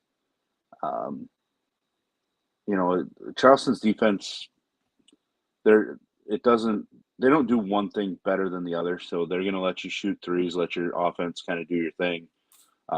So Bama's gonna definitely fire away. Wrightsell, maybe Griffin if we feel like he's healthy. I know he came back and played the last game against Florida, but I don't know. There's upside there. It's just their price points are at the point where I don't really feel like I have to plug them in, unless you got somebody that you think should absolutely smash. Which, like, there's no doubt in my mind somebody on Bama is going to go basically 5X or maybe a little bit more. I just don't know who it's going to be at their price points. Yeah, I mean, the opportunity is there, right? Both teams attempt top 20 in threes. Bama, of course, 11th in tempo. Charleston, 59th. The tricky part for Alabama is that they've gotten healthy quickly. So Wrightsell is back playing 20+ minutes. Rylan Griffin is back playing 20+ minutes. So we're seeing a bit of cannibalization happening there. Sam Walters is deserving of playing 10 to 15. The prices are really not, like, Griffin at 5.2 as a starter, like playing 30 minutes is such a great play, but that's not going to happen with this minutes because Wrightsell's there going to pilfer out 20 to 25. And I think they might lean on Wrightsell a little bit more there just for his scoring ability. Pringle's always tough for me because of his fouls. 6.5 is a little bit high. So it really leaves us with either Sears or Estrada, neither of them being sneaky. I think I agree with you about Sears. The opportunity cost is high there. I think I see him putting up like 35-ish, but is that necessarily going to be enough there? Probably not. And even if he hits 40, that's not a high enough slate breaking spot at his price to really kill you if you do fade. However, this one could end up just going completely off the rails, and he could put up 50. I do think the price of 8.2 for Estrada, that probably makes the most sense there.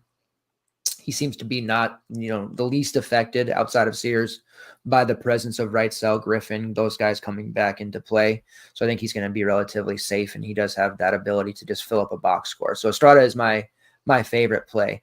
Grant Nelson, I usually avoid when it's in spots against, upper tier front courts. Against Charleston, I'm not that worried. So he's certainly in play. I think he'll have some ownership there. People tend to use him, but he doesn't excite me all that much. It's the Charleston side that, I want a bunch of exposure.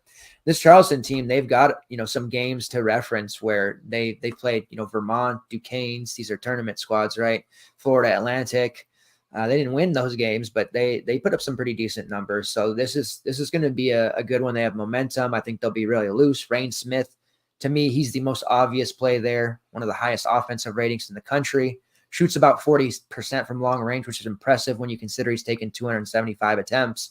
Not the highest overall usage rate, but he is really coming on lately. And to me, he's like that main team play, even at the 6.5 price point. Burnham, I like your call out there at 5.5. Minutes are stunted. They're like mid-20s, but he's definitely one of those guys who doesn't need more than about 20 to pan out. He has elite usage and shot rates, 27%, offensive rebounding rate over 8%, and he shoots about 36% from long range. So he's a versatile type of player that'll be a little bit more difficult for some of those Bama front court guys to deal with, even though he's undersized. And then Berzovic, 29% usage rate, 29% shot rate. He has a great overall assist rate, great rebounding rates. He's one of those guys who does that quarterbacking role for a big man that I like so much. I do think he's a really interesting large field play. People are going to look at his last two games and write him off, but that's obviously a big mistake. And in this spot against Alabama at just 6'3", it seems really, it would be alarming for me not to see him make value. Was massive against Vermont in their battle. Duquesne's, he hung 32 on them. We just saw Duquesne's beat BYU and hold their front court in check. So we're seeing a guy who's very, very capable at the 6'3" price point. I think a Charleston mini stack makes a lot of sense. Perhaps the sneak play would be Kobe Rogers. He's a little bit spendy at 6'2", which is unfortunate, but he's been very steady over the last 6 or 7 games of the season, and his minutes have been trending in the right direction as well. Played 35 there in the title game, which is an overtime win over Stony Brook. I do want some exposure to him as well. The upper tier price makes it a little bit tough because Receivage is only 100 more, or Rain Smith, but that's just a guy that's going to be sub 5% that's very capable of being one of the highest scorers on the team. So leaning heavily towards the Charleston mini stack and then Estrada on the other side. I don't unfortunately have any super sneaks. That 5.2 price point for Rylan Griffin really sticks out. Has guard forward eligibility now, which is also nice, but I think the presence of Wrightsell really hurts him. So I'm not that interested. All right, we'll move on to Longwood versus Houston. Another one of those huge spreads, 24-point spread in favor of Houston, total of 128. Now, this is a tricky spot because, ordinarily it would be like, okay, it's, Houston's just going to suck the life out of the building. Probably not a lot doing here, but the prices on Houston guys are really cheap, all things considering. They're mega banged up. We know Tugler is not, he's out. Dunn's been playing more, but he's been banged up. Juwan Roberts, he hasn't been able to play in the Big 12 tournament more than like 15 minutes. So coming into it, there's a lot of question marks for this Houston team. I don't think it'll be a situation where they come out flat. And even if they do at Longwood, as fun as their run was in their conference tournament, they're not going to be able to push Houston by any means. I really like the price of Jamal Shed there at 8.3. Especially if Roberts is going to continue to, play less than 20 minutes. This would be a good spot for Houston to try to rest Roberts as much as possible. They don't need to push him to 30-plus minutes. They should be fine without. Shed shot 30 for 17 in that game against Iowa State. They were embarrassed, but a lot of it, like everybody hurt around him. Manny Sharp in foul trouble. Cryer, the only one making shots. Like the defense just collapsed on the Shed. There was really nothing he could do. I think you see him put up one of his classics, 35 to 40 fantasy point games where he just scores 15, has 10 assists, maybe 4 or 5 rebounds, a bunch of steals. Like this is going to be a slate where I think Shed gets ignored by the masses, wrongfully so, and puts up a big number. So I'm going to be pretty high on Jamal Shed here. And just because I think that Houston needs to get off to a good start and they need to protect Juwan Roberts as much as possible. And they need to get some of these other guys, reps, Malik Wilson, Manny Sharp, Damian Dunn, like they need to play a lot of minutes here to get comfortable as well. But I think Shed just comes out and kind of a man-possessed type of thing where even if he plays reduced minutes, low 30s instead of upper 30s, I just don't see him not paying off this 8-3 price point. I could see some looking at LJ Cryer. I don't like to use him as much. He's priced at almost 7K. He's really good against Texas Tech, held the 3 of 12 shooting against Iowa State, mainly going to have to score to pay that price off. I prefer Manny Sharp for 700 less at 6K. This is a matchup where I think Sharp puts together a nice little stat line. I might look to his point prop instead of actually using him, but he's certainly in play for me. Malik Wilson, who's getting more minutes each and every game. 5-3, price has crept up. Still a technical semi-value that you can look to, but he's kind of just going to hit like 20 fantasy points, so not a lot of upside there. And then Damian Dunn played 23 minutes in that last game. I think you see him probably play close to 20 minutes here if you want to use him at 4K. I don't hate that idea. I think it can work. I think it will work, but he's probably too lean of an option there to use in a survivor type of setting. That's more of a large field GPP type of spot. If Juwan Roberts can't play, he's limited or is going through warmups, hey, he's not going to play much, or, maybe we're just going to sit him for this game. There is a path for Cedric Lath at min price at 3K to play more. He played 21 minutes against Iowa State because Roberts just couldn't go. So it's something to monitor there as Houston builds a lead. They may go to Lath there earlier. And Javier Francis, also a main benefactor of possibly a limited Roberts, but he's priced at 6.3 now. That's way too high for me with his high foul rate. I think he gets a little bit too excited when he gets the ball. He's too raw of a prospect, so I don't think I can use him at 6.3. Very high on Shed, and I know I'm going to be one of the few that is. Houston is a team when it's not a 3 or 4 game slate, I'm just not targeting against them. And I like this Longwood team. I actually used quite a bit of Longwood during their 2 or 3 game stretch that they were on the slate. Wallen Napper was a fantastic overall option. D.A. Houston, he's pretty solid overall. Jonathan Massey's had some games, but this is just not one of the spots where I'm going to be like, here, I'm going to outwork the field by playing Wallen Napper at 7-2 against Houston. That just seems like way too cute of a play, which I am guilty of doing often. But this is just one of my rules of not targeting against Houston here. So there is that viral Reddit post from the CBB Reddit going around that over the last 3 or 4 years, a school with a phallic name in it, such as Fairleigh Dickinson, has won game. So Longwood is somebody that people are thinking might be able to pull off the upset here against Houston, but I think ultimately they'll be shriveled up and unable to beat Houston with a flaccid game plan, if you will. What do you think about this game, sir? Yeah, I'm pretty similar to you. I'm gonna starting on the Longwood side. I guess one guy that kind of stands out to me a little bit would be Zapala at his price point, 4,700. If we're looking at a banged up Juwan Roberts just playing a little bit, Javier Francis can get into foul trouble. Cass is obviously really raw yet, so I think there's a route for Zapala to kind of surprise and maybe approach a 6x performance based on his recent play. Not going to play a ton, but he's been pretty efficient and also grabbing rebounds at a high rate in his 16 to 24 minutes. But aside from that, I don't really want to use anybody against Houston, hardly ever. I do think that there is a chance that Houston does sit Juwan Roberts, but I also think there's a chance that if they do play him, I don't think they're going to play the two bigs together.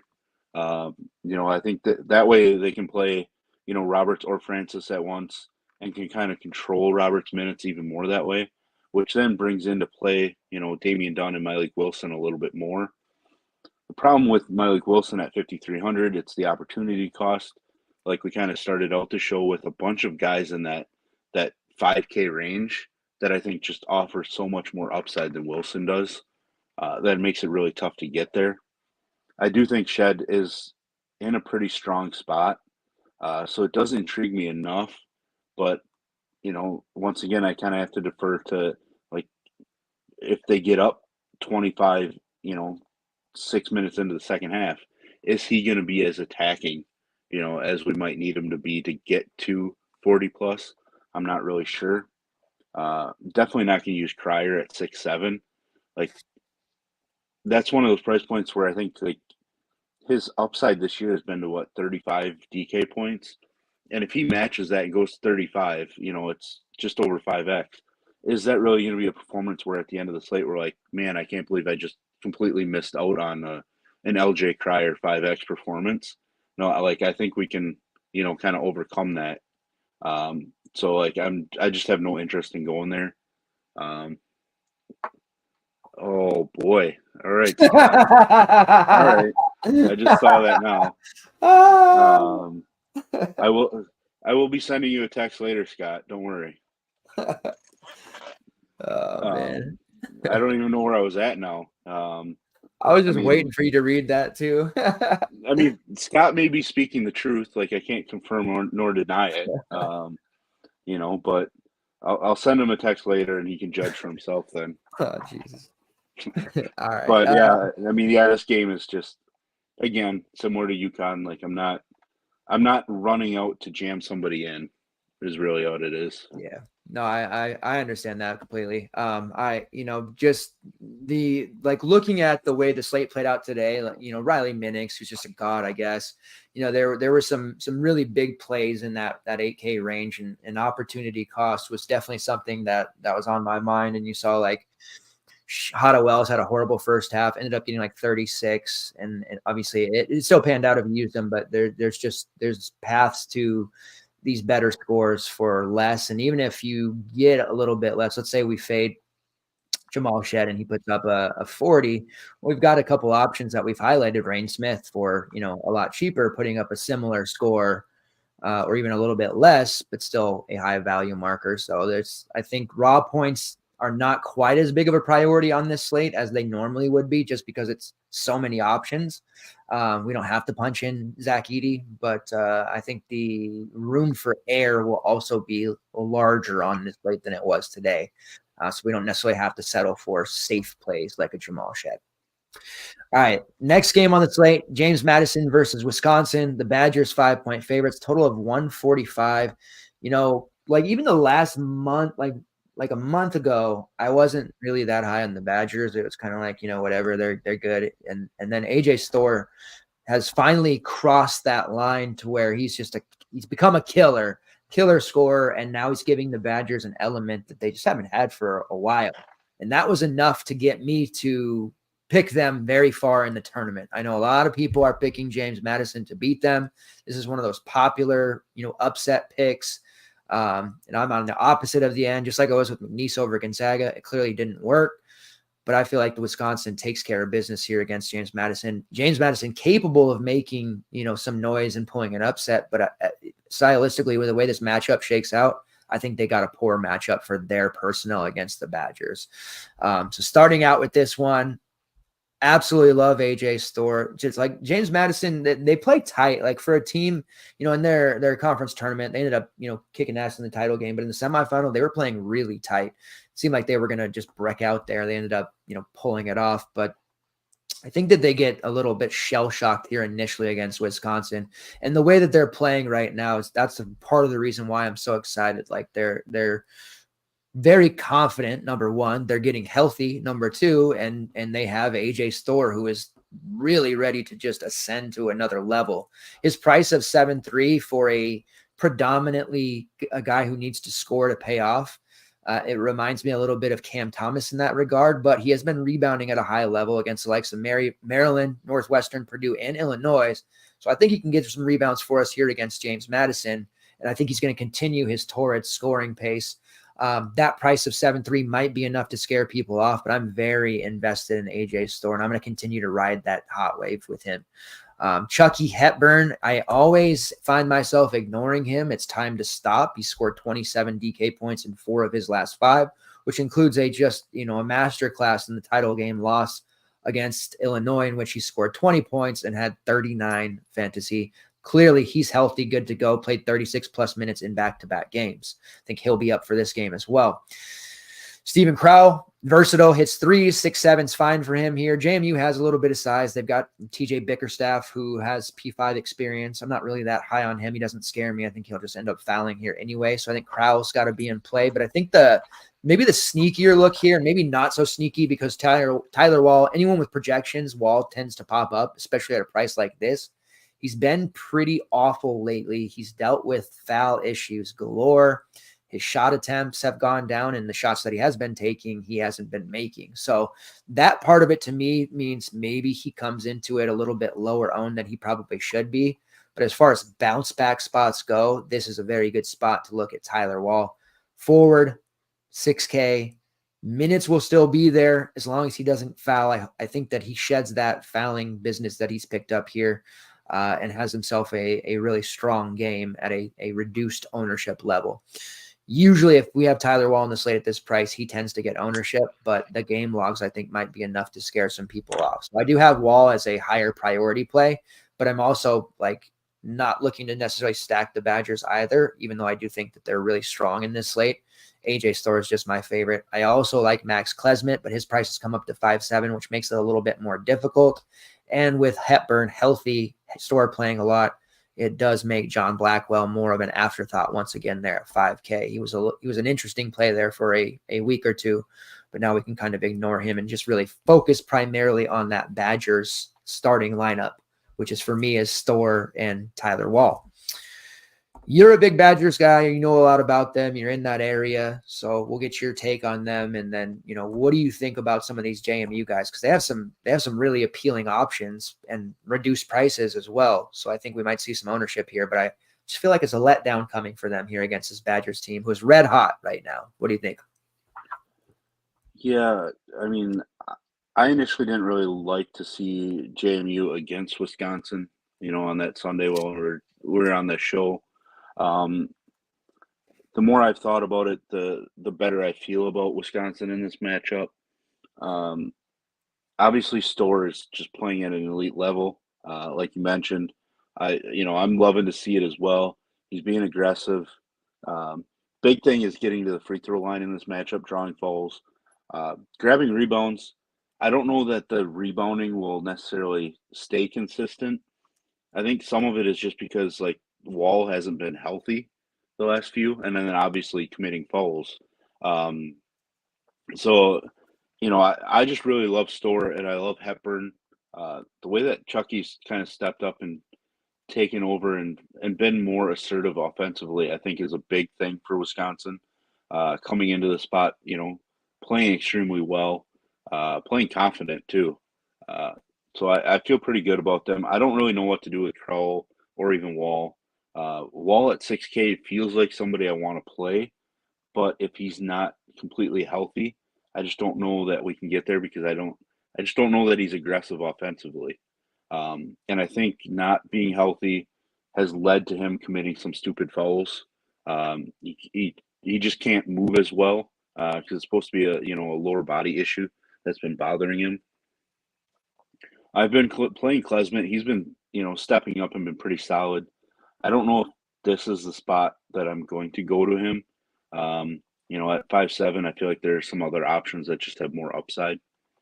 On the JMU side, I'm really interested in two guys for sure. Interested in Edwards. Could we see a kind of a back and forth between Storr and Edwards, especially in the second half if the game is close? Going back and forth, trading bucket for bucket. That's the kind of thing I get excited for in these spots.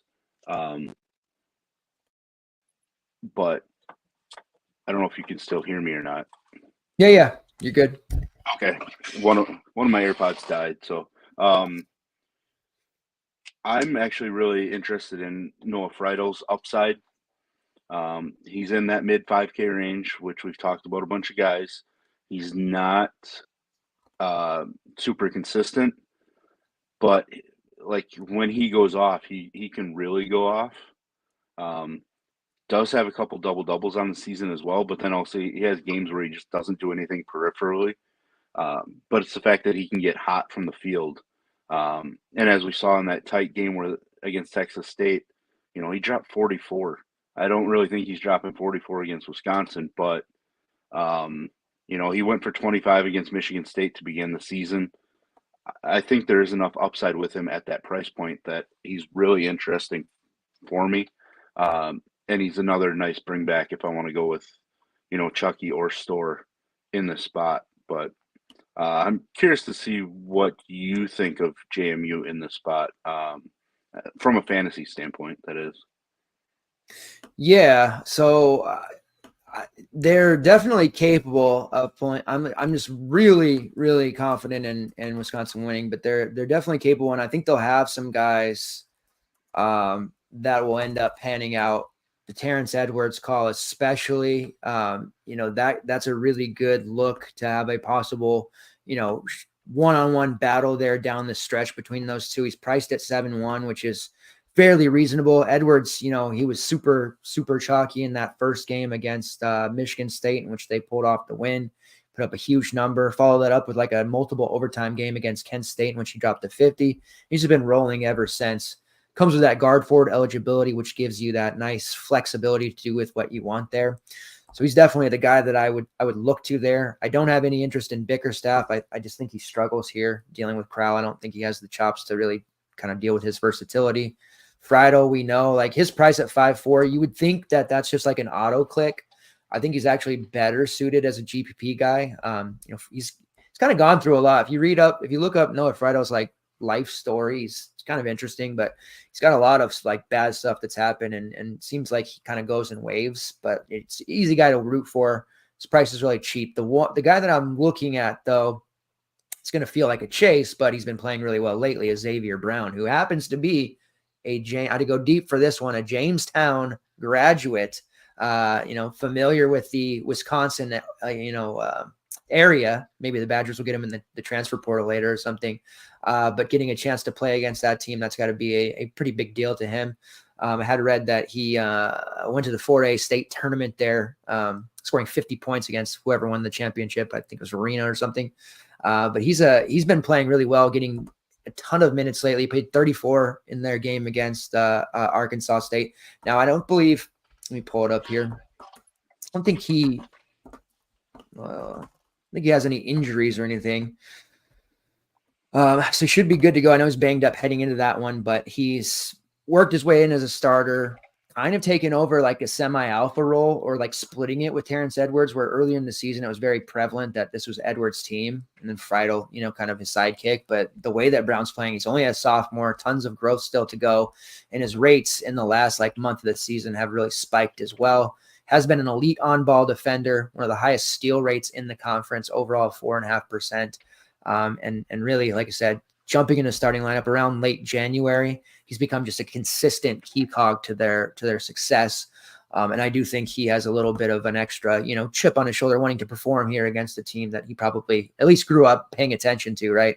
But it's going to look like a chase on the outside because he just put up a 45, but he is low enough. I feel like he's safer than Friedel, believe that or not. Maybe the upside's not as high as his, but he did obviously show that. And I think he's just a nice little sneaky piece there where the masses might pay up to Edwards or go to Friedel. But Brown, just to me, looks like a guy who's going to play 30-plus minutes, and he's got the green light to shoot a lot more, especially from long range where he's been taking a ton more shots. So I really like the way he's playing. Typically, guys who are coming into the tournament on a hot streak like that, you want to kind of heat check or at least get some exposure to. And I think that's a guy that we definitely want some in that price point. We have a ton of options in the 5 to 6K range, and he's just somebody that I think is going to be like sub 5% owned. So Brown is the guy that I'm going to be looking at there for JMU. And I think he's dangerously close to making my main lineup, which may or may not work, but I think that he has just as good a chance to be the highest scoring on JMU's team as Terrence Edwards does for a fraction of the price.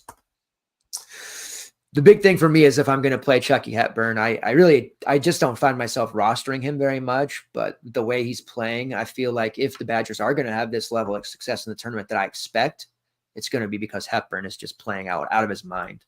And until Wall's healthy or gets things figured out again, that might be the move to just continue to play him and use Wall as more of a GPP type of option. All right, we'll move on here. We got 2 games left. TCU versus Utah State. TCU a 4-point favorite. I actually like the Utah State side here. It's a total of 151, so fairly high. A lot of people, including Utah State fans, they didn't like this matchup on paper when it was announced. They feel like TCU is a bad matchup for them overall. I don't know that I necessarily agree. I think with Great Osabor, any matchup can be considered a good matchup for you. The story on him. A higher price, guard forward eligibility, but he just fills up the stat line, has elite rates across the board, draws fouls at a huge, huge, huge consistent rate.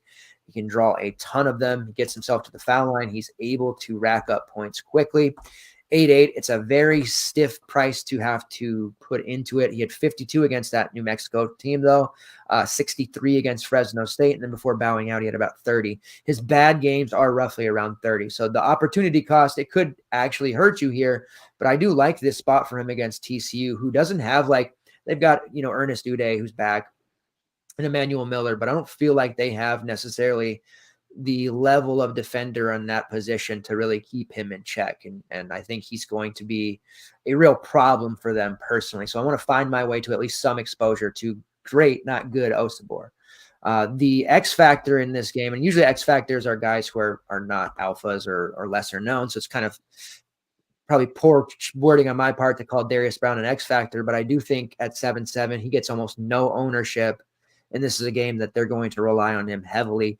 The guard play is going to be so key for this one, going up against Jameer Nelson, who has been a really, borderline elite tier on-ball defender on the perimeter. That's going to be a really entertaining matchup between those two. I think Jameer Nelson and him end up taking a bunch of extra shots, battling each other out, and whoever's able to cuff the other one will ultimately decide who wins this game. So I think Osabor is sort of obvious if you can get there, but Darius Brown is one of those sneakier looks at 7-7 that kind of like Mo Diarra today, sub 20% ownership on the full slate. I think Darius Brown will be even less than that, sub 10%. You do have cheaper looks. Mason Falsev and Ian Martinez both have to be in consideration at those prices at the very least. And then on the TCU side, everybody's cheap, all under 7K. Emmanuel Miller's been the most consistent. He's going to need to have one of his just, massive games here to really pull this out. I don't find myself all that excited about him. I do think Jameer Nelson makes a lot of sense at a 6-1 price point. There's some downside there with his turnovers, but generally you're going to get a high usage performance from him, although high variance at the same time. Micah Peavy is a strong GPP type of look at 5-7. He literally has 50 upside, but then you can see he puts up 5, 6, 7 fantasy point games as well. He has scored 28 plus in 2 of his last 4, so he's coming into it playing quite well. One of those included a 13-11 double-double against Houston. So he's going to definitely be a pain in the ass for them to deal with, but somebody to definitely consider. And then GPP-wise value, you do have Jacoby Coles at 5K, who has high upside at that price, high fantasy point per minute player. And then Ernest Uday as a starter at 4.8. It'll be interesting. I think on paper, he could actually have a very good matchup against this Utah State front court, but there's almost no confidence there for me to actually use him. Where are you at with this one? Is it's a close matchup, potentially overtime? We'll see what happens. Yeah, I'm going to be really similar to you. TCU-wise, I do have a little interest in Ernest Uday because I do think he's kind of important out there, grabbing rebounds. His thickness is probably going to come in handy against Osabor. Even though Osabor is 3 or 4 inches shorter. So I do like him, but I feel like he's kind of like a last man in at forward if I need somebody in the upper 4K range. Similar to the way I talked about Cryer, like at the end of the slate, I don't think he's going to put up a performance where we go like, wow, I wish I would have played more Uday. It's not going to be one that we're going to wish we had, a bunch of shares of. So I do like Emmanuel Miller quite a bit at under 7K. I think he's perfectly fine. Jameer Nelson, definitely fine with the upside. I think he's more of a strong floor play, for the most part. And obviously PV with big upside. I just wonder if PV starts out on Osabor. And I don't know if that could lead to some foul issues for PV or not. So we'll kind of have to see. the Utah State side, yeah, I'm gonna try to get exposure to Osabor. I like him more than the those 9K guards we talked about. And I've been playing Darius Brown quite a bit. I like his upside. I like the fact that he's just been super active assist wise. So those peripheral numbers are really nice. I think they're a great combination to play together. The issue is on the other side with TCU. I don't have somebody that I'm super confident in that I'd want to play with them to get a mini game stack. I like Ian Martinez a little more than Valslav, but I think both of those guys are in play. So as you can see, I'm with you. I prefer the Utah State side, both DFS and from a betting standpoint, I think Utah State wins this game. Yeah, I'm with you. I've seen a lot of people like really confident in TCU, like just stylistically, and to me it was a little bit confusing because we watched a lot of Utah State this year, and we've had them on a slate a bunch, and it didn't seem like it because going into the end of the season, kind of felt like Utah State was trending in a good direction, and TCU was kind of just like there. Do have to make the note that Mason Falsev is dealing with a shoulder issue. It did cost him some playing time. In the last 2 games of the season, he played about 20 minutes as opposed to his usual 33 to 34. So makes him a little bit more of a lower end play there just because there's some uncertainty there with how many minutes he's actually going to get. All right, last game on the slate, Grand Canyon versus St. Mary's. Total of 131. St. Mary's 5.5-point favorites. And I've heard a lot of people use the term, upset proof for St. Mary's. This Grand Canyon team is fun as hell. Watching the WAC tournament final and kind of like live tweeting and grinding that one out against Texas Arlington, like that was a really fun game to watch. It was even more fun to have the stack of it. I love multiple options on the Grand Canyon game, but like I said, I would have loved to seen the flop, like Charleston against St. Mary's and Grand Canyon against Alabama, because I would have just played like the entire starting 5 for Grand Canyon and called it a day. Against St. Mary's is a little bit tougher because they are so sound under Coach Bennett, and they run a system that could actually give Grand Canyon a ton of problems, which makes me hesitant to actually get too involved in them here, even though I really want to. So it's one of those spots as a fan, I want to stack them up, but I don't know if that's the right choice. So let's start off with you and give me your take on where you're looking here, because I picked Grand Canyon to win the game, but I'm starting to question it, especially after what I saw out of McNeese State tonight, unfortunately. Yeah, I'm actually pretty firmly in the St. Mary's side. Just like they're so sound, it's not like they're playing a super slow tempo because they're a weak offensive team. They're not a Virginia in that regard. They're just super efficient in what they do. They're an elite rebounding team. It's just a tough matchup for a fast-paced team to just come in and face them. So I do have some worries for Grand Canyon.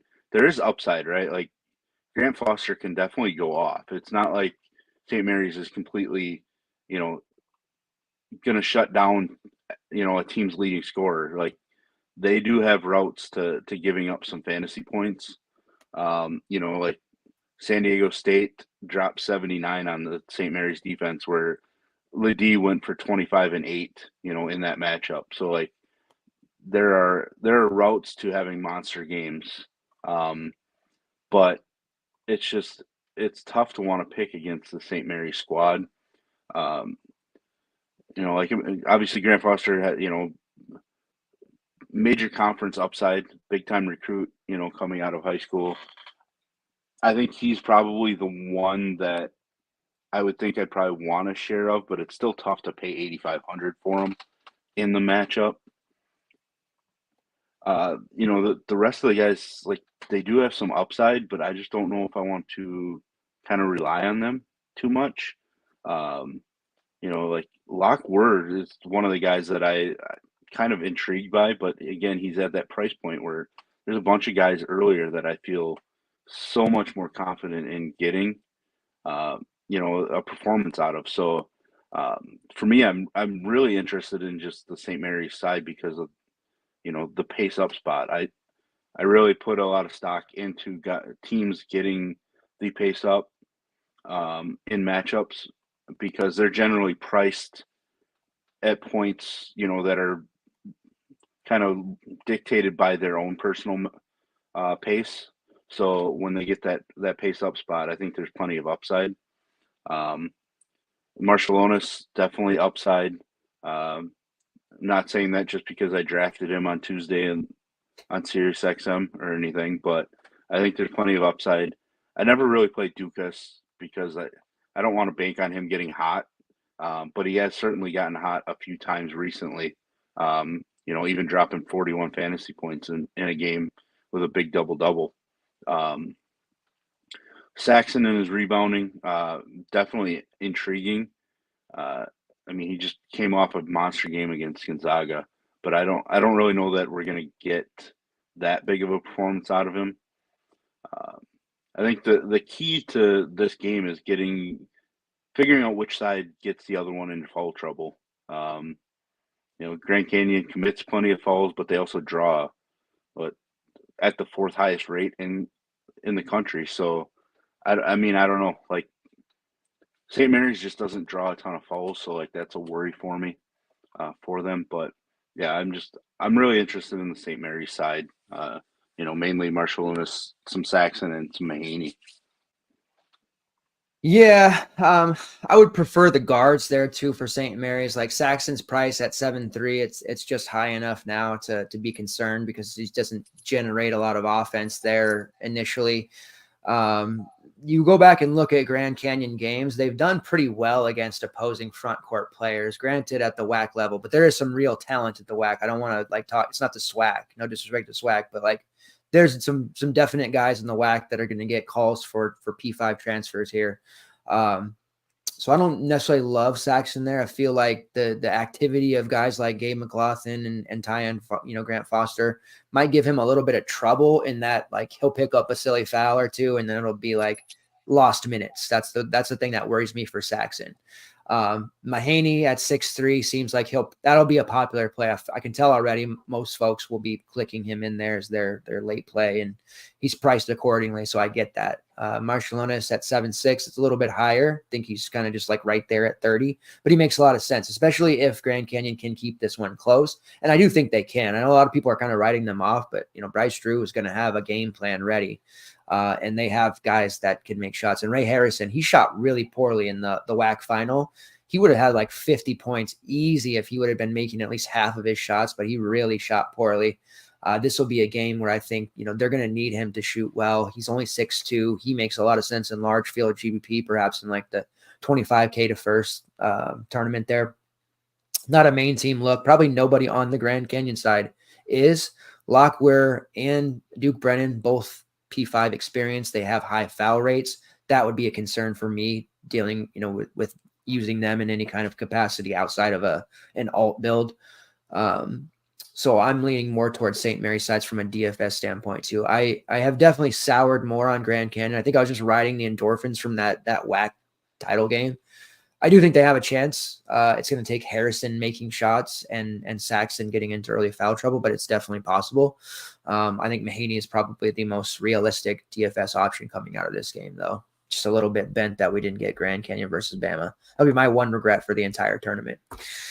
All right, so that takes us to the end of the slate. I want to get some prize picks talk here, and then just maybe some final words, and then we'll get out of here. But looking at cores, today it was all over the place. There were some guys that I thought just couldn't miss. Marcus Deshonis, I know he underperformed. We still got to overcome it. Rylan Jones was an easy one. Caleb Love was a really big play for us. It's a lot of different, looks there and just a myriad of type of builds that worked. I do think this one is going to be a little less high scoring, and there are less guys that are so obvious up top. So for me, starting out, actually, if you're ready, I'll give you go core first. I won't take any of your guys. All right. Man, we talked about a handful of guys that I really do like. It's always going to be tough picking between Wade Taylor and Tyrese Radford.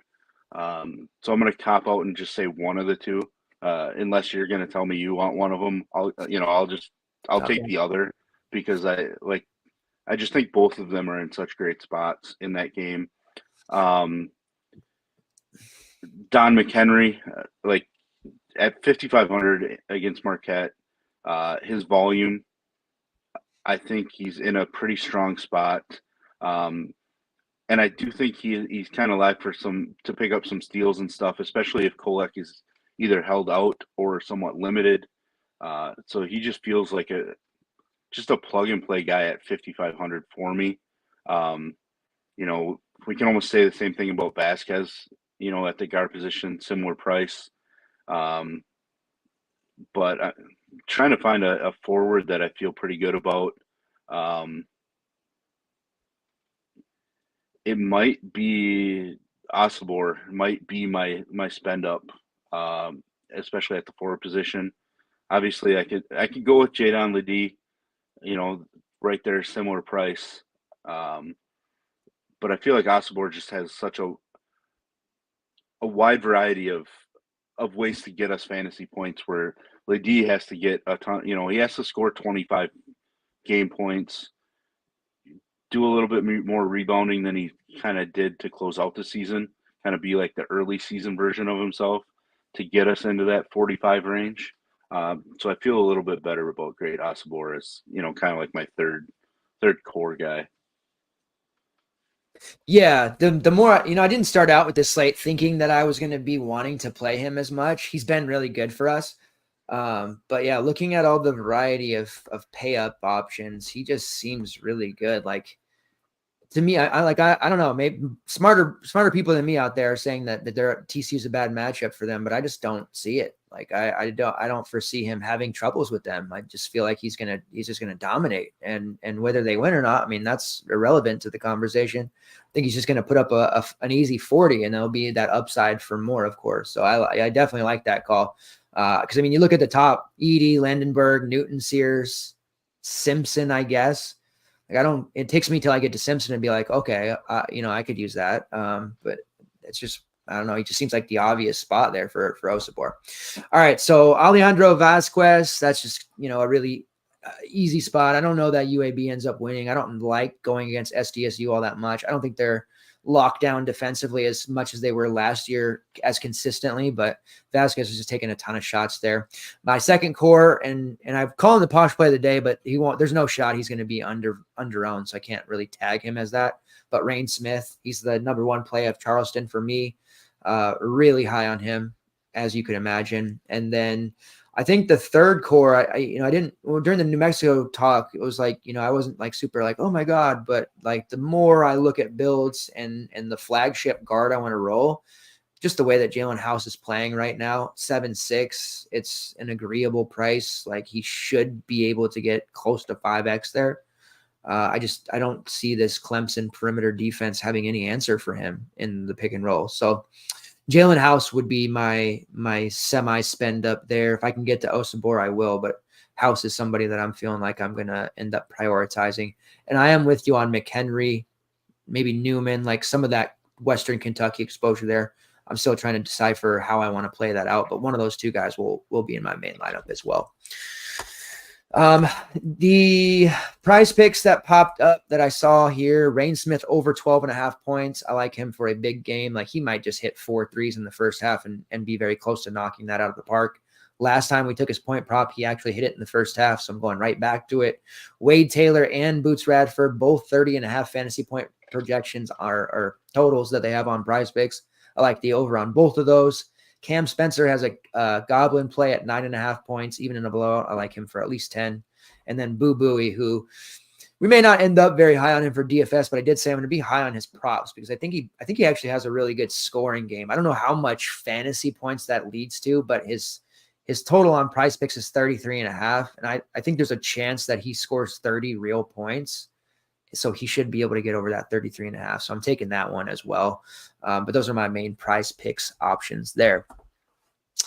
All right. That pretty much takes us to the end. It was a 16 gamer. So a lot to talk about, a lot to internalize. Certainly has a different feel about it than today's slate did.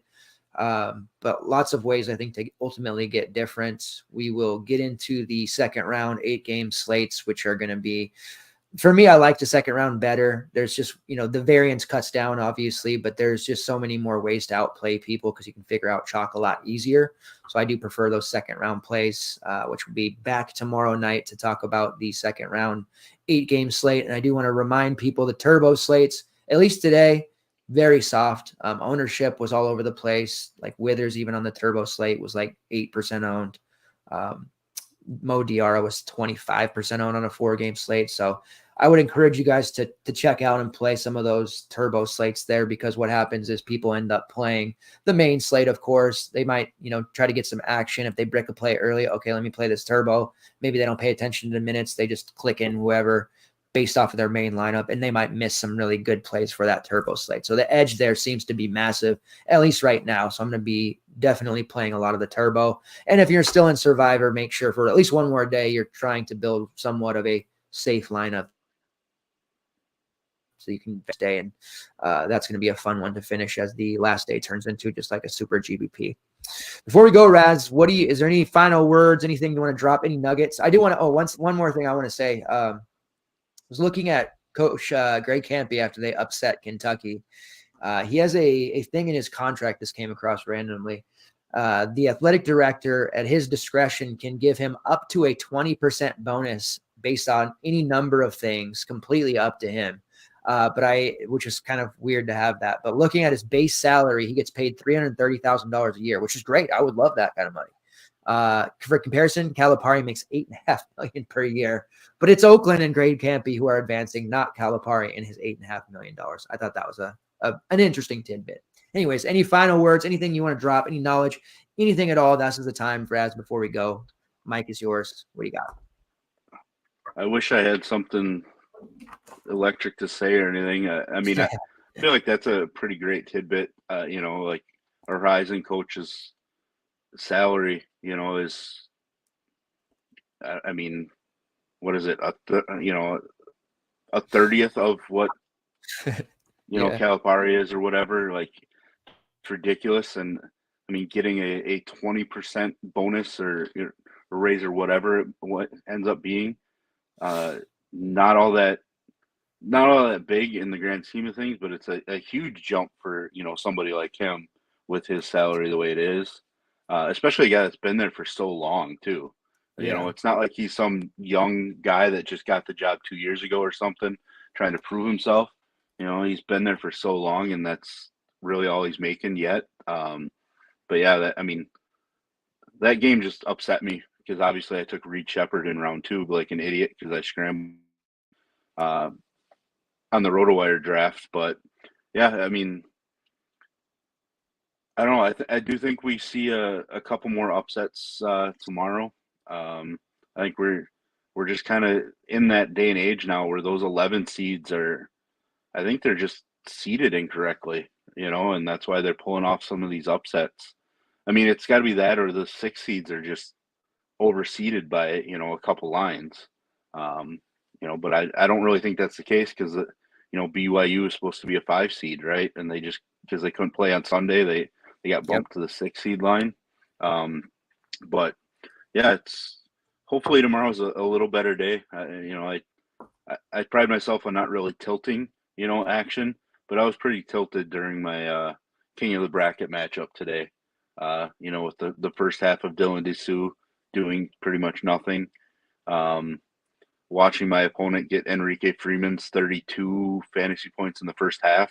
That really bothered me. I was able to match it with N'Faly Dante, blowing up, especially in the second half. But yeah, I got Oakland wrong, and my opponent got Oakland almost perfect. So kind of happens, tilted away, and then now I just get to focus on, I guess technically today since it's almost 3:00 here.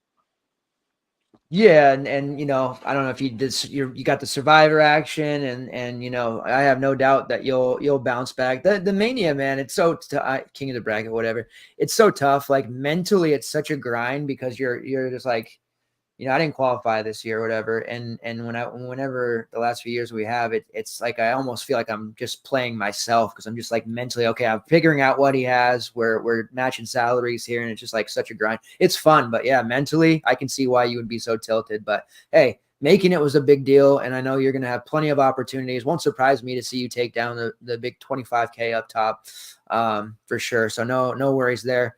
11 seeds, 3-0 so far. New Mexico beats Clemson. They'll be a perfect 4-0. I think that definitely there were some seeding issues here. So we'll see if New Mexico can complete that, knock off the 6th seed, but not a good showing for them whatsoever this year. Mountain West, kind of a questionable showing too. So New Mexico needs to seal the deal here and get the win. I appreciate you coming on, Raz, as always. I know it's late for you and everybody else who has been hanging out with us tonight. Please, on your way out, make sure you hit that like button. Continue to prop up our impressions and engagements. It really does help the show. Otherwise, best of luck to everybody here in round 1, day 2. Let's get those green screens, get to the window, and make that profitable day heading into the weekend for round 2, which is plenty of action all day basketball for the next 3 days. Then we get a little bit of a reprieve on Monday, and then we go back to it with NIT action. Lots of opportunities to still make money. Don't hang your head if you did bad today. You will bounce back tomorrow. I am confident in that. Take care, everybody. See you guys next time, tomorrow night, same time, same place. We're out of here.